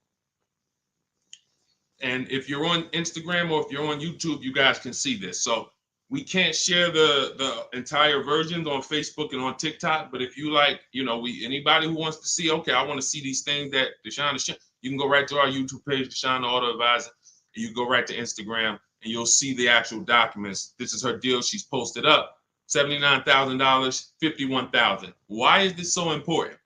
Because when the bank goes to lend on this vehicle she bought, they're lending based on the fact the MSRP is 79. So the banks will usually lend up to 20% more of the MSRP if you have good credit. So 79, the max they'll lend is another 20% of that. So let's say, $96,000 is the max they're going to lend on a $79,000 car. So let's just say you have 15,000 negative equity. Now, you don't know how to shop. You don't get the same discounts we're getting. You don't have that same thing. You can't slap all of that negative equity on and your taxes and your fees because you're going to blow out the loan to value ratios. The bank's not going to approve it. But when you find a car that has specific rebate, and we don't know this, she didn't know she was going to save $25,000 off this vehicle. What is that? Almost $30,000 off this vehicle. She didn't know that. She just said, I like this vehicle. Deshone, I'm going to use these shopping strategies, same strategies you'll have in my book. It'll literally be in your inbox in minutes. Same strategies we've used to help people do this all around the country. Now, all right, I saved almost 30 grand. Now I can bring my negative equity of 15 grand over to this vehicle, bury it, and I'm okay. So it's very important. The more negative equity you have, you are targeting a vehicle, or you're trying to find a vehicle where you can get such a big discount, you can transfer that over, go from a non-quality vehicle usually to a quality vehicle, because you're already in a vehicle that's not worth what you owe. That's important to understand. You're already in a vehicle that's not worth what you owe. The key is to getting that into a vehicle you're going to enjoy, and at least a vehicle that is safe and quality, and preferably you're leasing. Because the great thing about transferring negative equity to a lease is once that lease is up in 3 years or 39 months, the negative equity is gone. When you transfer that over to a finance, another 5 or 6 year finance, you're bringing the negative equity over, stretching it out for 5 or 6 years and putting interest on top of it. That's why I don't ever recommend go from a finance negative equity deal to another finance negative equity deal, because you're usually a short-term person anyway. You should be leasing cars. So this is the strategies for getting out of negative equity. Now you can literally go into a dealer. See, watch this. That's a below market strategy for negative equity. What I just talked to you about is what the people who are actually financially wise do and think about. Now you could say, well, I'm just going to go into the dealer and say, hey, I want to get out of this car. Perfect. They'll transfer you out of that. They'll go in and say, all right, we got it. Here's your payment. We put you on a 4-year lease, or here's your payment. We got you in a 6-year, 7-year finance. But you'll never know the discount you're getting because you don't care. Your whole thing is, I don't really want to unlearn what I've been taught and programmed to do. But if you want to say, I want to make the best deal possible and I want to stop making these mistakes that's getting me into these bad deals, I've never had to come and deal with 5, 6 grand, 2 grand of negative equity. It's never happened to me. But there are people, you might be one of them, who every deal you make, it's a negative equity situation. It's a negative equity situation. That's because you haven't learned how to structure your deals correctly. And those are the things that I want you to unlearn so that you can have empowered car buying, be making deals you feel great about, posting your numbers just like Milligan did, and saying, hey, check out the deal I made. Not just check out the car I got, check out the deal that I made. Okay? So that's what you need to understand. And if you can't, and that's how you can transfer out of negative equity, whether you have 10 grand negative equity, 5, 15, those are your options. And that's how we work it. All of this, guys, is in my new digital book. If you're enjoying what you're hearing so far, could you hit the like button? Hit the like button if you're just enjoying what you're hearing so far. I see y'all are running the likes up on TikTok. I appreciate it. As y'all keep tapping the screen, every time you're like, man, you know what? This is good information. Just hit the like button, start tapping the screen. It means a lot. And again, it shows these social media platforms that they need to get more people over here. Okay? So go ahead, Dolan, shoot the next question up. Keep typing your questions, y'all. We are going to try to get through as many as we can. I see you, Patrice Darden. I see you, Mr. Living Right. I see you, Letitia Cook. Good to see everybody tapping in. What's up, Mex? I see you, Kiki. We're live on 2 TikTok channels too. We're on 2 TikTok channels today. All right, now Roby asks, what's the fastest way to sell a lease? I'm over by 18,000 in miles and have 19 payments left. Okay, here's what I'm gonna give you. I'm gonna give you, this is, now, who has a lease right now that they're pacing to go over their mileage? They're pacing to go over their mileage. Who has a lease right now? You haven't gone over yet, but you're pacing because you're not over until the end of the lease. If you tell the leasing company you're going to drive 12,000 miles per year, then they want the car back with 36,000 miles on it. If you sign for 15,000 miles per year, then they want the car back with 45,000 miles in 3 years. You do a 20,000 mile a year lease. Some of you might have not known you can do high mileage leases. We talk about that all the time. It's only a couple dollars more when you get below market deals. If you're not keeping cars 8 years, the high mileage leases are some of the best things you could be doing. It's literally pennies on the dot, cents on the dollar compared to purchasing, and we never have negative equity, and we drive as much as we want in these new cars. If you're pacing, once you bring the car back, you could do 10,000 miles your first year, 20,000 miles your second year, 8,000 miles your third year, as long as the total at the end doesn't exceed what you told them you were going to spend, then you would be fine. So you're not over your miles, you're pacing to go over your miles. So here's what I'm going to give you, Nairobi, because this is a very, very complex thing when you don't have calculators. When you don't have tools, it's complex unless you're really good at math. But what I'm going to do is I'm going to put this comment on YouTube and Facebook. Now now in my book, I have calculators that I've invented. This is actual software that people who use my books and who have worked with me since 2021 have gotten to use. These are things that I looked around the industry and I saw things that people needed to know that didn't exist. So we had to actually build them out ourselves. And so that's why when you get my digital book, you have access to like 5 different custom calculators that we made that no one else uses. So one of them is this lease penalty calculator. Now, if you're pacing to go over your miles, here's what you got to understand.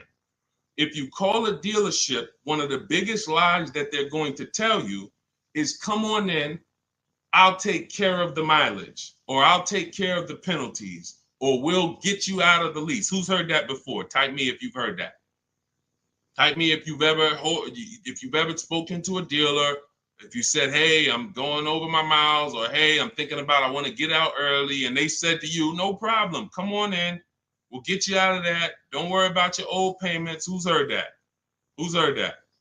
Okay, type me. I told y'all, you got to stay by your keyboards when you're on these live streams. This is not, you're not watching somebody play video games where you could just be like, all right, yeah, let me just watch this person. Nah, this is active learning. This is stay by your keyboard because we dialogue with each other. All right, Latesha, I see you. Carol, yes, I see you. Harold Driver, yes, I see you.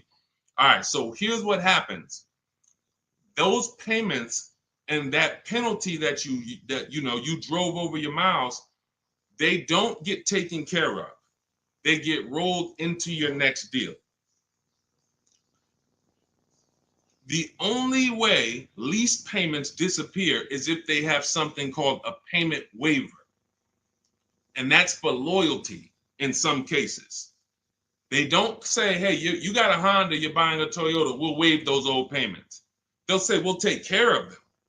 But what that means and what you need to know and what we know is that means I'm rolling them into your next car. So you're paying for that car in this new car. We don't like to make deals like that because it's baggage. It's baggage. So what we want to do is we want to find out if we're pacing to go over our mileage, does it make more sense for me to get, thank you, Tim. That's actually a good statement. Ain't nothing free. That's a good statement that a lot of people don't understand. When they say, hey, I'm throwing in these floor mats for you. Hey, I'm throwing in key protection. That means there's so much money in the deal that we have to actually, it's something called padding the deal. The finance manager and the team, they're trying to just pack. We got so much profit in this deal. We need to figure out how to allocate some of this so it's justified So when you hear them say that, oh, he threw in all this, he threw in all of this for me, that means you got a horrible deal. Sorry to tell you, but I got to give you the bad news first so that you understand. All right, it's smoke and mirrors, but I'm not gonna make these mistakes again. You have a whole billion-dollar industry that is really hell-bent on keeping you shopping the same way you've been shopping, because it keeps them on the Fortune 500 list. It keeps them publicly trading at a good profit. But our people and the people who listen to us, those of you who locked in, you're gonna be the ones that everybody else buying up here, but we buying down here. So let's get back to this point. So you want to see if I'm pacing to go over my mileage, does it make more sense for me to replace the car now? In which case, my payments would be due. If I stop my lease 3 months early, and in Nairobi's case, she has 19 payments left. If she was to go and stop her lease now, those 19 payments get billed out immediately. So if she walks into a dealer and says, hey, get me out of this car, they're going to try to either see, can they buy it, or do we make the payments and roll them over? What happens most of the time, and it's usually a better situation, guys, is you would use that lease penalty calculator, you put in how many miles you're driving per month, and it's going to tell you, if you go all the way to the end, this is how much your mileage penalty would be. I had somebody who I work with use that calculator. He found out the mileage penalty would be a little over $2,000. But if he got out now, his payment and mileage penalty would be $5,000. See, first thing we want to do when we find out we're going over mileage is, let me try to get out of this car. Oh, you don't realize that that's a bigger penalty you're paying, breaking the lease early, versus go to mileage, and then you find yourself a below market deal. You get yourself a deal like this. Get yourself a deal like this, because I told you I'm gonna be showing a lot more people. We had so many people get cars over the last couple of days. We gonna be showing these people. Look, this is Melissa.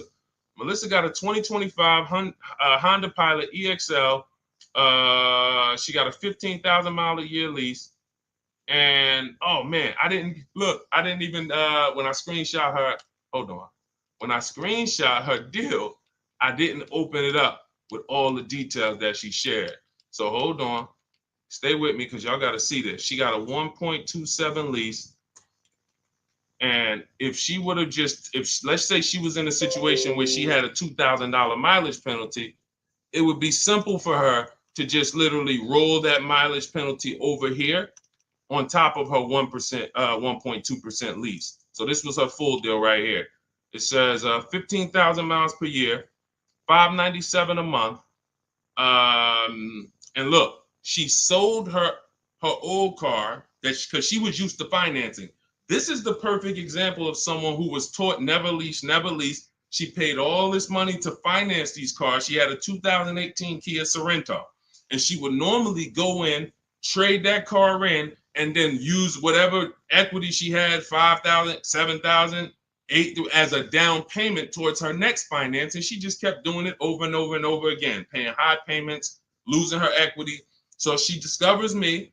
She finds out she's not keeping cars 8 years. She's like, all right, if I'm not keeping cars 8 years, I'm not breaking Deshone's 8-year rule. I'm going to shop for a lease. So now she shops for her lease. She gets the same car she would have gotten and paid tons of money for, $800-900 a month for, because she was financing it.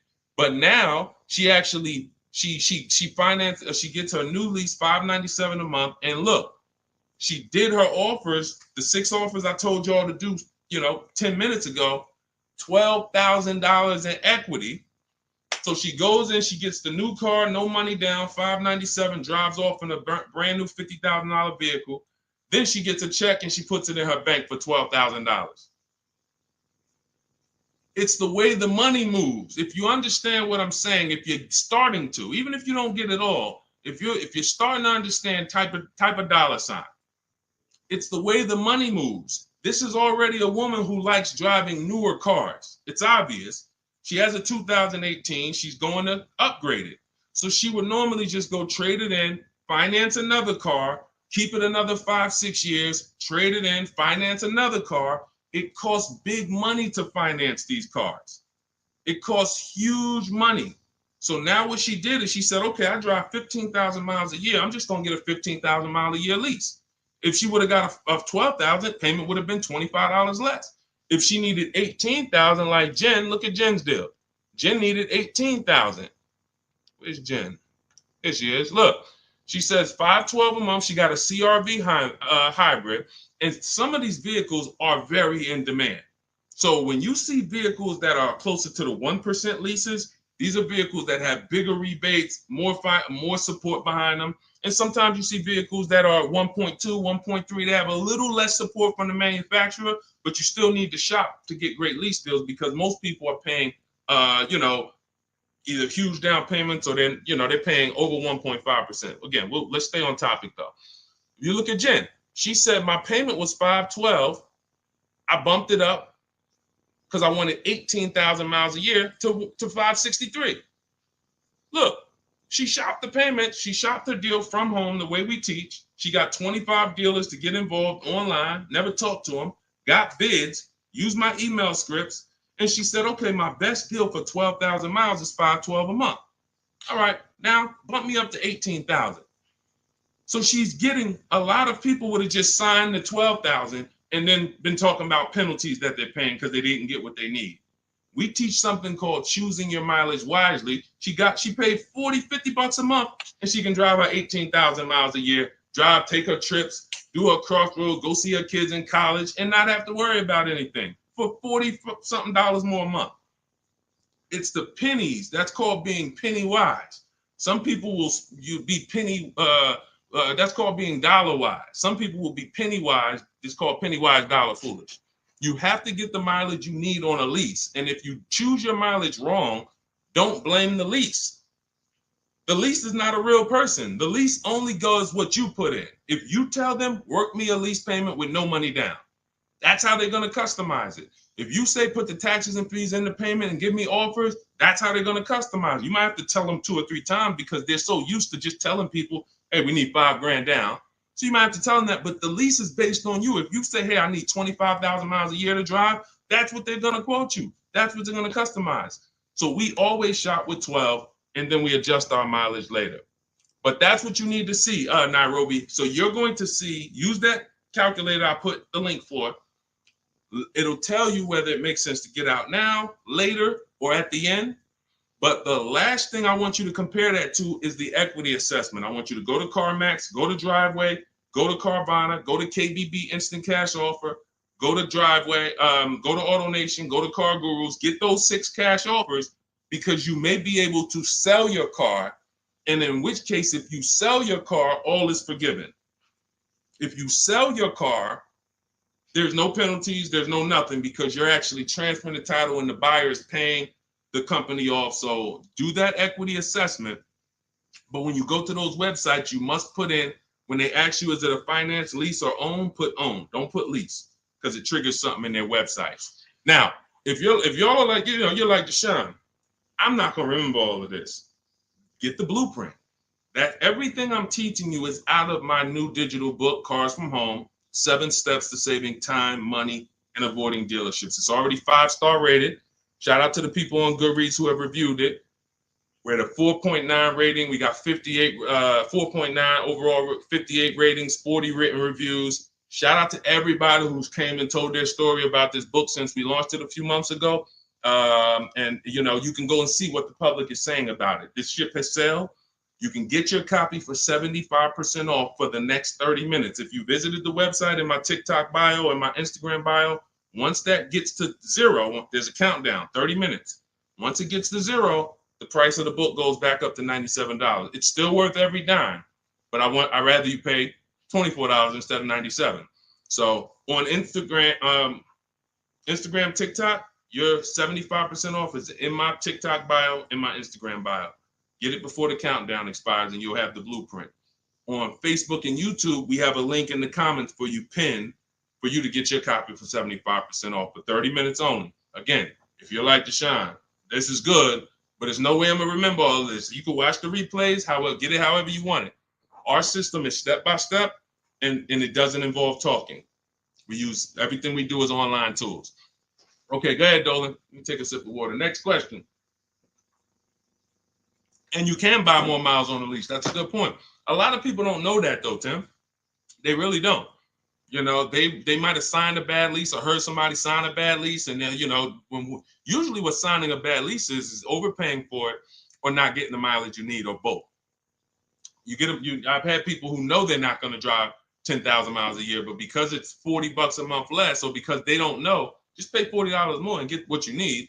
They'll just take the 10,000. It's a horrible decision, and it leads to a terrible lease experience.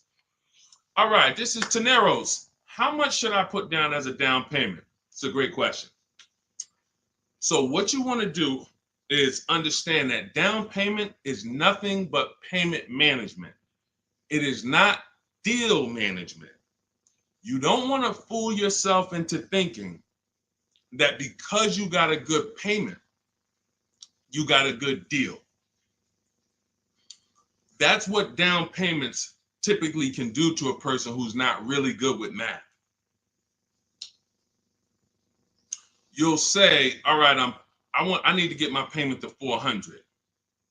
Now you're looking at a car you like, and you're like, I need to get my payment to 400. Now they tell you, okay, well, you end up putting $10,000 down and your payment's 400, and you think, okay, I got a deal. I'm at my payment. You didn't. You are doing one of the cardinal sins that we don't do here at Cars from Home. You're mixing transactions together. What does that mean? Almost everybody who's financially savvy when it comes to cars is going to separate their loan from the purchase price of the car. These two things are unrelated.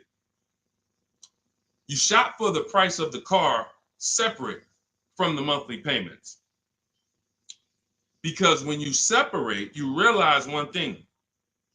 When most people are giving car dealers 3 transactions and not realizing it, they're buying a car from them. That's one transaction.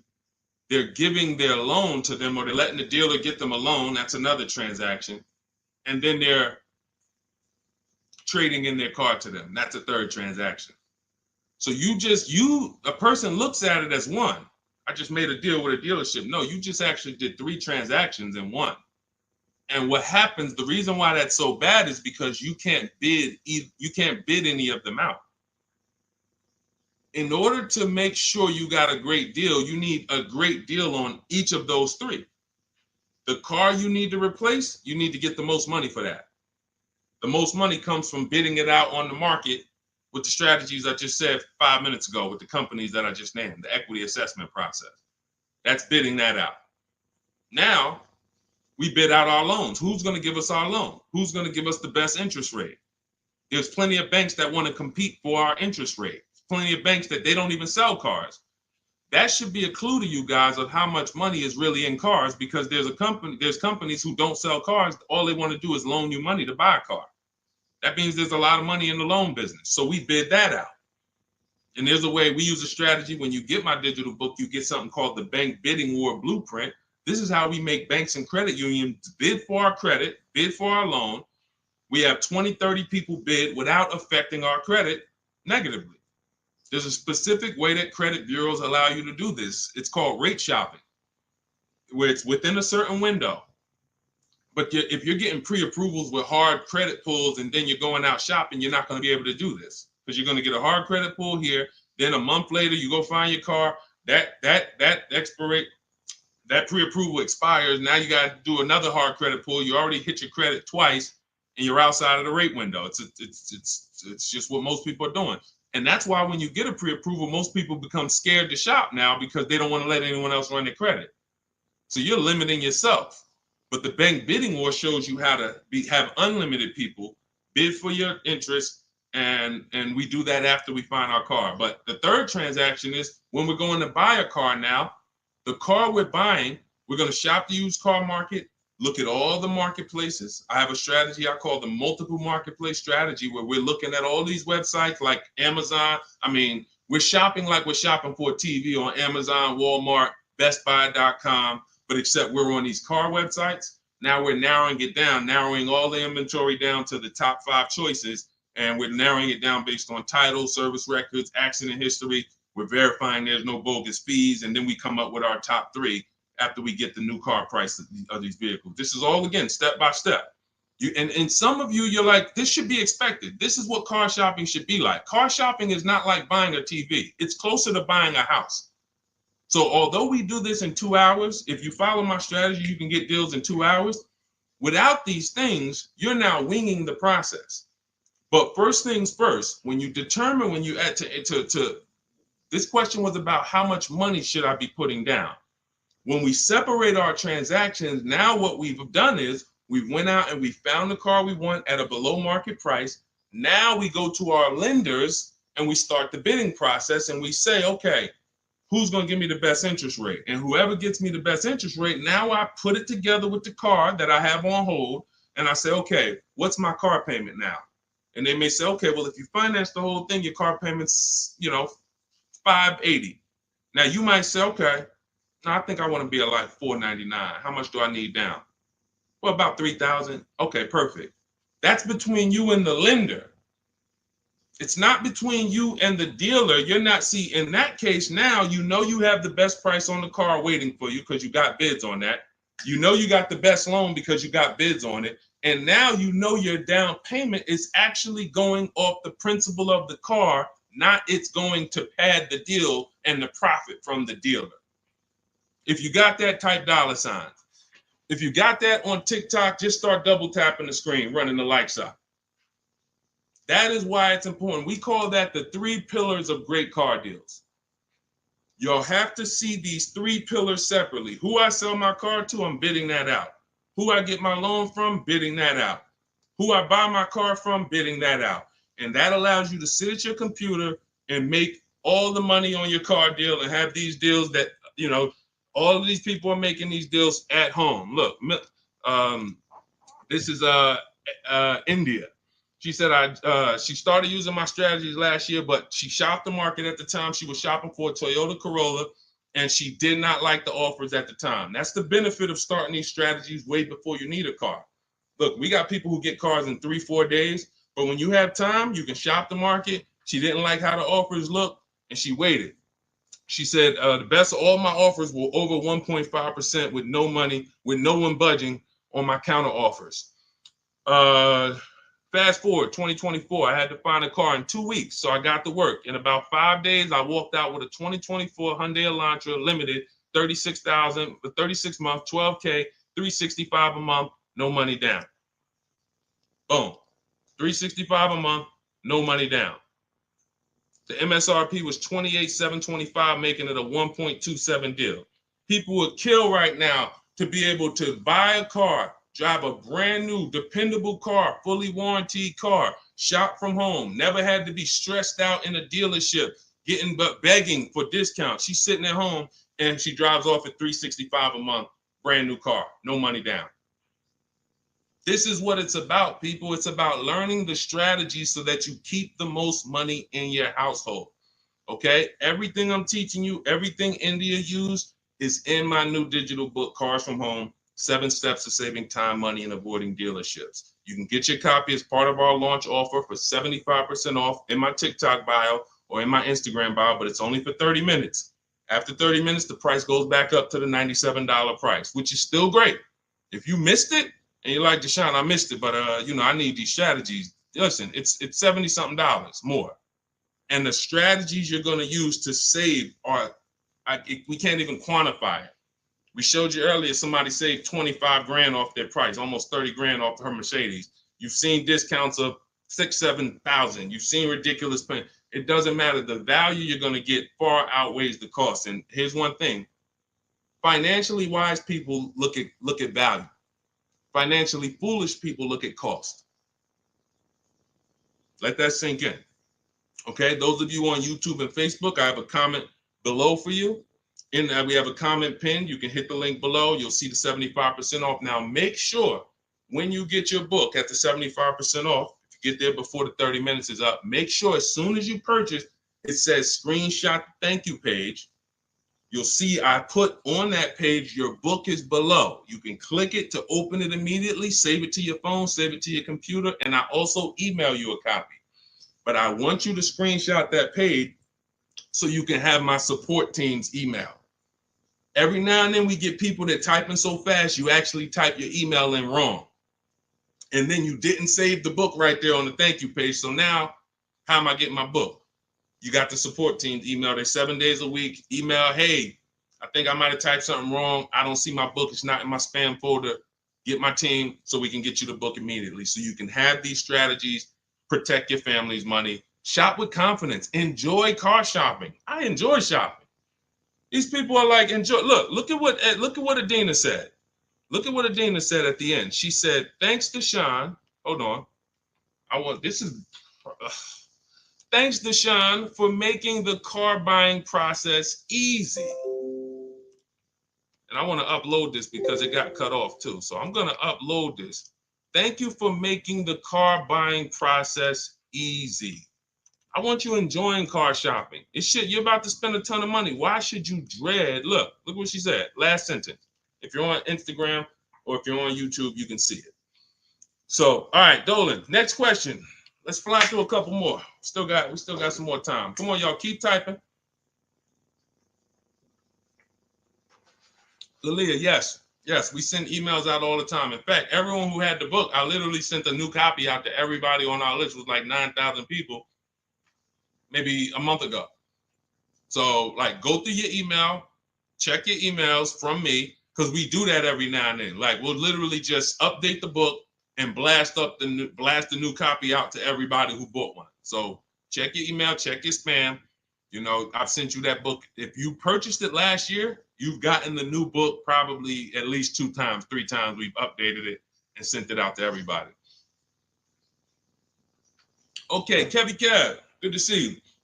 What are the basic pros and cons of leasing? I know nothing about it, but my husband's considering it. Good question. Let's talk about the cons of leasing first, because I speak a lot about the benefits. The cons of leasing are you always have a payment. Now, some people who buy cars and they always trade them in as soon as they pay them off, or they trade them in before they paid off, they replace them before they paid off. Like, you know, we had the young lady earlier on the stream. She said, I still owe $18,000. I'm about to go and buy another vehicle. So she's always used to a payment anyway. So that's a con. You're always going to have a payment. Another con is you can't beat the car up and not realize the losses. Now, let me be clear on this. People think when they own a car, they can do anything they want to it and not realize the losses. But I want to be clear. If you follow me, let's say a person buys a car, you own it, you put a lift on it, a big exhaust system, one of the big, the joint is loud. You customize that car. Did you raise the value or lower the value of the car? Type it in. Did you raise the value or lower the car? If a person does all of that stuff, customizes the car, did they raise the value or lower it? Thank you, Cam Newton. Lowered it. So let's say a person was going to sell a car, and somebody looked at it and said, hey, how much is you going to pay? You know, they're going to pay $20,000 to buy your car. Now, you're like, okay, perfect. Now you go and you do all of this stuff to it, put the engine, put the exhaust on it, boom. You come back 2 days later, and you're like, hey, yeah, I want to sell you the car for $20,000. Now, they hear that new exhaust. They hear all that stuff you put on. They're like, nah, I can't give you $20,000 for that. And that thing probably worth $16,000 now. I don't know. What'd you do to it? So I'm trying to get you to see what I call the unseen expense. This is depreciation. Everything we talk about when we talk about leasing versus buying, we're taking into account how we're going to avoid major depreciation. But people who purchase don't often think that they don't actually understand that whatever they do to that car, if they drive 40,000 miles on it, they just lost money. If my car was worth 20 today and then I drive 30,000 miles this year, that car is going to be worth 10. I'm destroying the value. So you pay for it either way.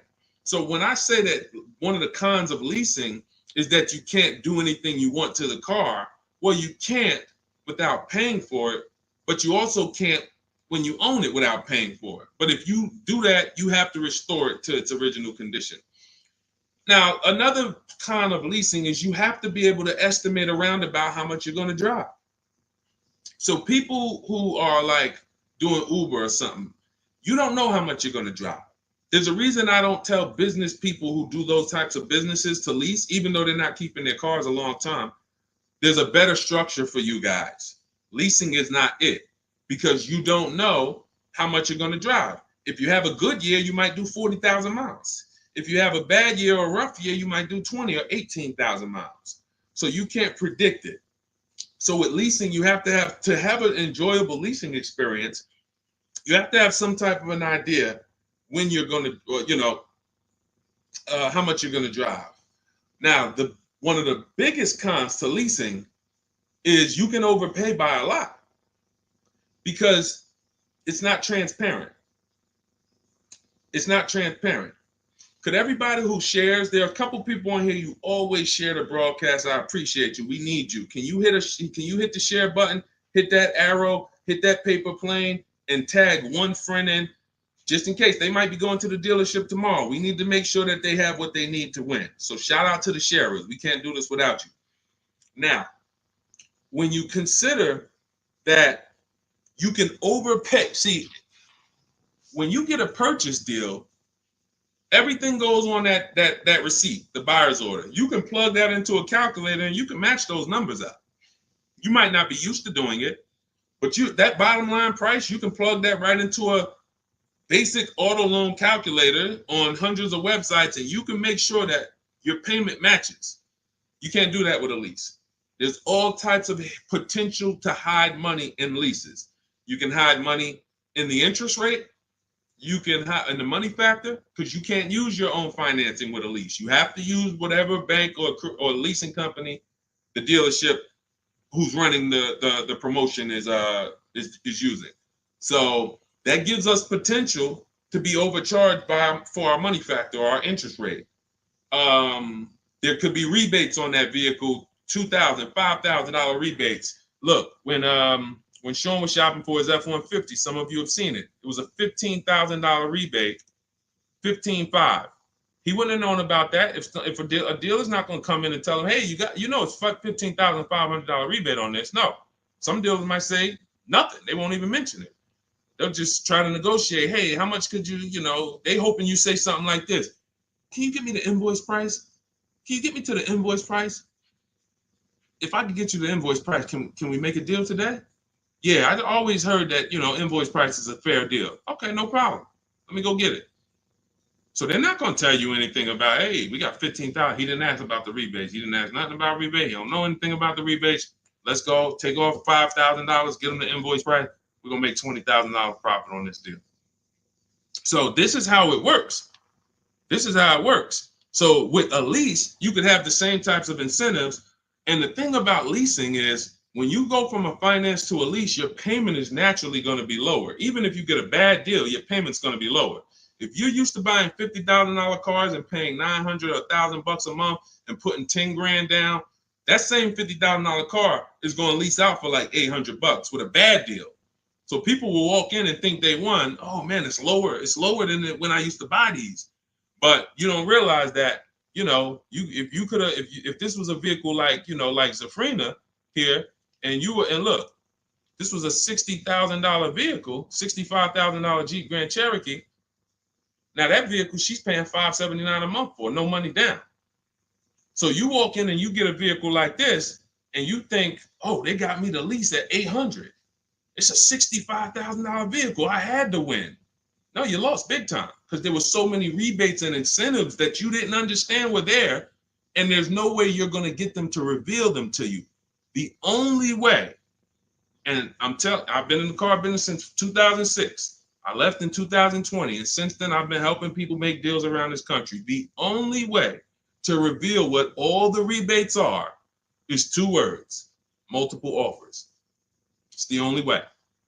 You're never going to negotiate your way to finding out what all the rebates are, because one deal is going to tell you it's $3,000, another deal is going to tell you it's $5,000, another deal is going to tell you it's $8,000, another deal is going to tell you there's no rebates.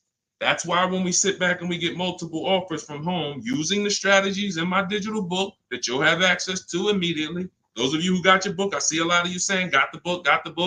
All of this stuff is scripted out for you. Now, you could do it manually, too. You want to call around the dealerships, ask for the sales manager, ask for a manager, try to bypass salesmen, because salesmen are trained to distract and waste time and make it hard, especially by phone. So if you want to try to do it manually, we must get 5 offers. New cars, leases, you must get 5 offers from 5 different dealers because that's how different the offers are going to be. They're going to be major different, not close, major. I always say if your offers aren't $150 to $200 a month apart, then you didn't shop correctly. Okay, go ahead, Doe. Let's shoot the next question up. That's it, Kevy Kev. That's the pros and cons. Oh, let me hit on the pros. Hold on. Let me try to sum up the pros of leasing before we wrap this question up. Pros of leasing are when you get below market leases, you're driving new cars, warranty cars, always under warranty in most cases. Something breaks, you call a dealership. Hey, this broke. Come on in, we'll fix it. You're under warranty. When you get below market leases, you're driving new cars for cents on the dollar. You're driving new cars and you're paying less than what people are paying to buy, lots less of what people are paying to buy them new, and you're paying less than what people are paying to buy them pre-owned. Some of you've seen me do that scenario where I compare a new lease, below market lease, to a pre-owned version of that same car. Take that $65,000 vehicle that Zafrina got, $597 a month. If she found one for, $30,000, half price, let's just pretend, and this is to illustrate to you how drastic the difference between below market leases are and buying. It's not even close. It's nowhere near close. If she found a half price version of that vehicle, which won't exist, let's just say we made one up and just put it right here, half price. So that's $32,000 plus tax. She's around $35,000. Some of you know every $5,000 on a car payment is about how much per month. I mean, when you look at a car, every $5,000 on a loan is about how much per month. I told y'all, stay by the keyboard. We got to be quick here. This is active learning. You don't want to be distracted. You want to be locked in, active learning. Every $5,000 on a loan is about how much per month. Shout out to y'all running the likes up on TikTok too. Every time you double tap the screen, y'all just, yes, thank you, Cam New. See, I love the people that are locked in. I see you, Brenda, $100 a month. Yeah. Now, so we got $100 for every 5,000. So that means when you look at a $10,000 car, first thing in your mind should be that's $200 a month, 5-year loan. When you look at a $20,000 car, first thing in your mind, that's $400 a month, 5-year loan. When you look at a used car version, let's say she gets it for half off, $32,000 plus tax, she's around $35,000. What's that payment? $700 a month, 5-year loan. So when I tell you that when we're driving below market leases, we're paying less than what people are paying for pre-owned versions.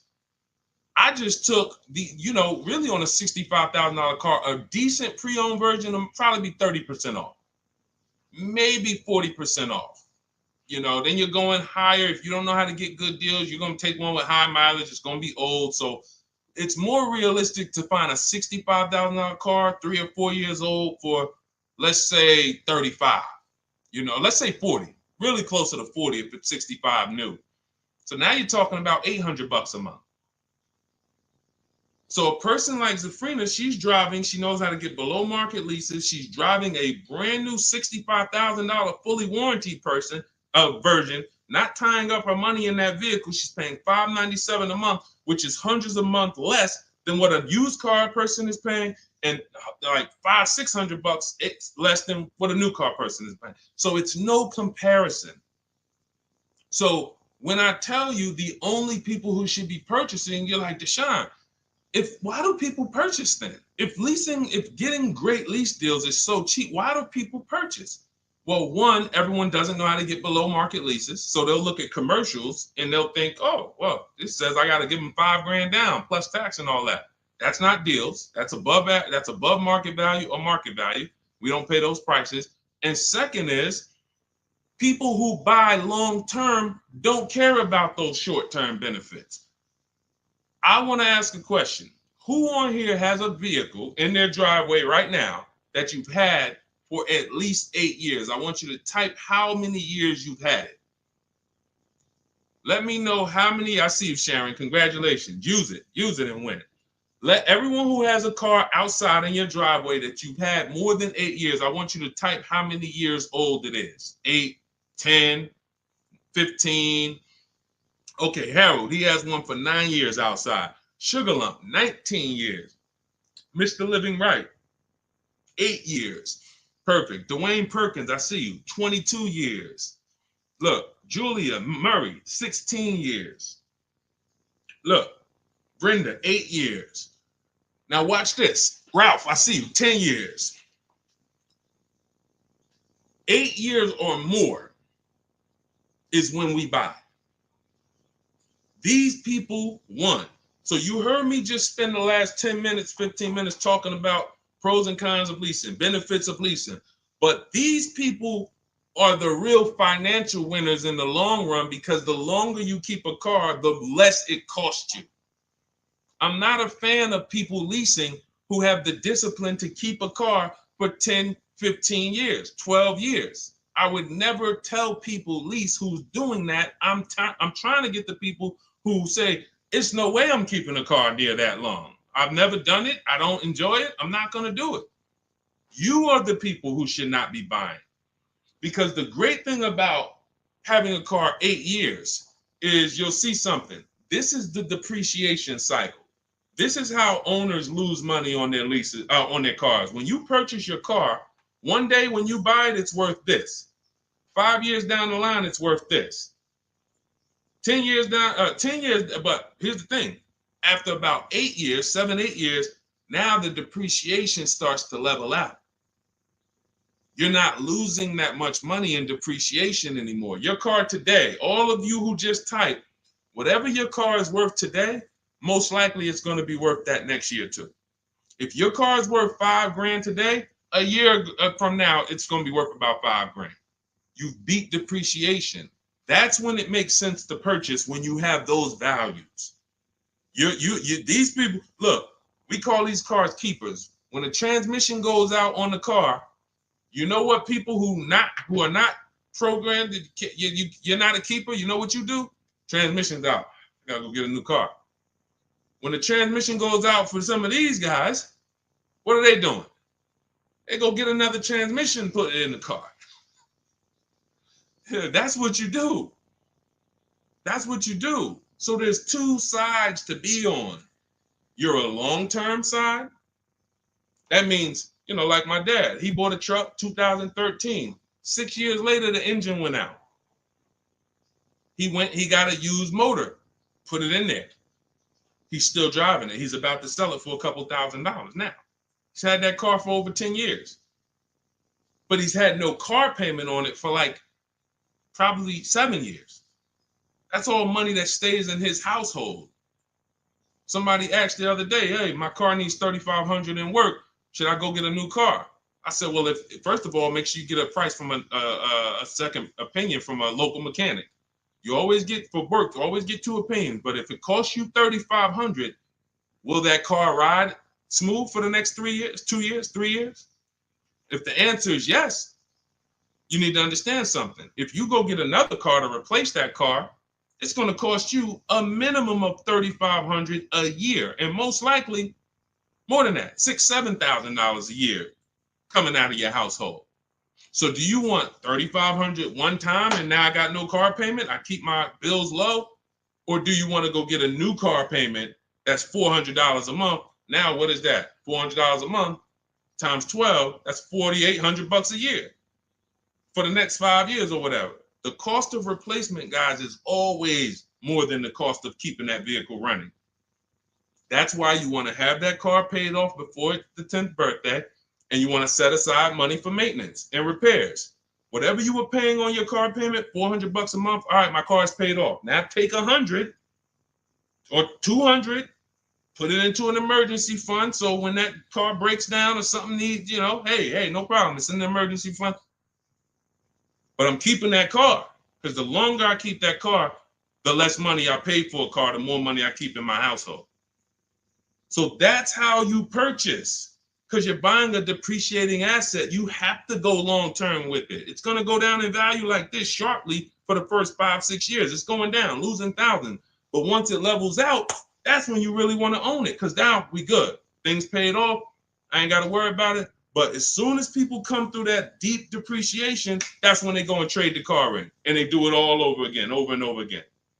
These are the people who I'm trying to get you to understand leasing. You're in the wrong structure. So it's very simple. You're not keeping your next car 8 years, you should be leasing, shopping for below market leases. You're keeping your next car at least 8 years, you're shopping for a below market purchase. And all of this is in my step-by-step book. This is the first step. Leasing versus buying. I call it the most important question. We got to put your deal on the right foundation, and then we go get a below market deal. So for everything I'm teaching right now is out of my new digital book. You can grab your copy for 75% off. It's normally $97. If you want the entire blueprint, and you guys see the comments, you see the comments people making, man, get the book. Get the book. You see it. So you can go to, thank God we have approaching 10,000 people who have the book. Thank God. We are getting this in a lot of people's hands. People love the welcome offer. And the same people who are using it would look back and say, Deshone, I would have paid the $97 knowing what I know now and what I'm seeing in this book. But to get it at 75% off, $25, even more value. But it's only for 30 minutes. In my TikTok bio, in my Instagram bio, click that link that says 75% off. In my YouTube comments or Facebook comments, we have a comment pinned for you for your 75% off. But once that timer hits zero, guys, it does go back up to $97, which is the normal price. And it's worth every dime at $97. Okay, so get your copy. Make sure you screenshot the thank you page as soon as you purchase, and make sure you take a record of our support team's email, because sometimes you go and you type it in, you're like, I'm finally going to be able to enjoy car shopping. Man, I'm about to make the best car deal of my life. And you're so excited, you type your email in correctly, and now it's wrong. And so we can't email you the book. Now, once you get the book, you're going to see, as soon as you pay for it, I say, open your book below. So there's a link right there on that page to actually open the book, and you can save it to your actual, you can save it to your phone. But I email you a copy too. And sometimes if your email's wrong, you're not going to get that email. So make sure you screenshot that page. It has my support team's email, or look at it right here. Look at it on the screen. Get the support team just in case. But that's not for questions. Do not email me any car buying questions to that. That's only for making sure your book gets to you. Okay? So I want you empowered. I want you making the best deals you've ever made. I'm just going to show a bunch of more people before we rock out. I didn't get a chance to get to everybody's deals that has sent me a deal in the last couple of days. I didn't get a chance. Ansley got his second vehicle. He said 2 down, 1 more to go for the year. He got this BMW truck. We showed Melissa. We didn't show American Senior Benefits. You guys can read this if you're on Instagram, on YouTube. You can pause that. But we'll go more detail on the second stream. Keep sending me your deals, because I told y'all I was going to bring them onto the show. And after you make your deals, email me. I want you guys proud of the deals you're making. I want you excited, not just about the car. Everybody gets excited about posting their cars. Everybody. You'll see that all through any social media platform. People get a new car, they want to take pictures of it, but they'll never show you the numbers. And you may have been this way, because secretly they're ashamed. The last thing they want is somebody who understands the numbers to look at that deal and be like, hey, did you see this? What's the $4,000 here? Did you see? How many offers did you get on this vehicle before you paid this price? Oh, no, I just thought they don't want that. I don't want you living like that. If you've done that before, I don't want you like that. I want you like all of these other people you're seeing posting your car deals, like Melissa, like American Soldiers Benefits, like Ansley, this is his other car, like Rosalie, like Jen. Hold on. We do this all day long. Like Teddy, like Jared, like Zafrina, like Pierre. Numbers. That's what I want. And that's the confidence you will have after you get your book. So get it. If you do it your way, do it your way. God bless you. My way is no talking, right from home. That's why we call it Cars from Home. So I'm going to check out. God bless y'all. I'll see y'all on the next stream. Share this with a friend. Before you jump off, share this with one friend that you're like, hey, I got somebody that my best friend, they need to see this, because we have to help people protect their money. If we don't get this message out, our friends are right now in dealerships right now overpaying. Okay, so God bless you all. I will see y'all on the next stream.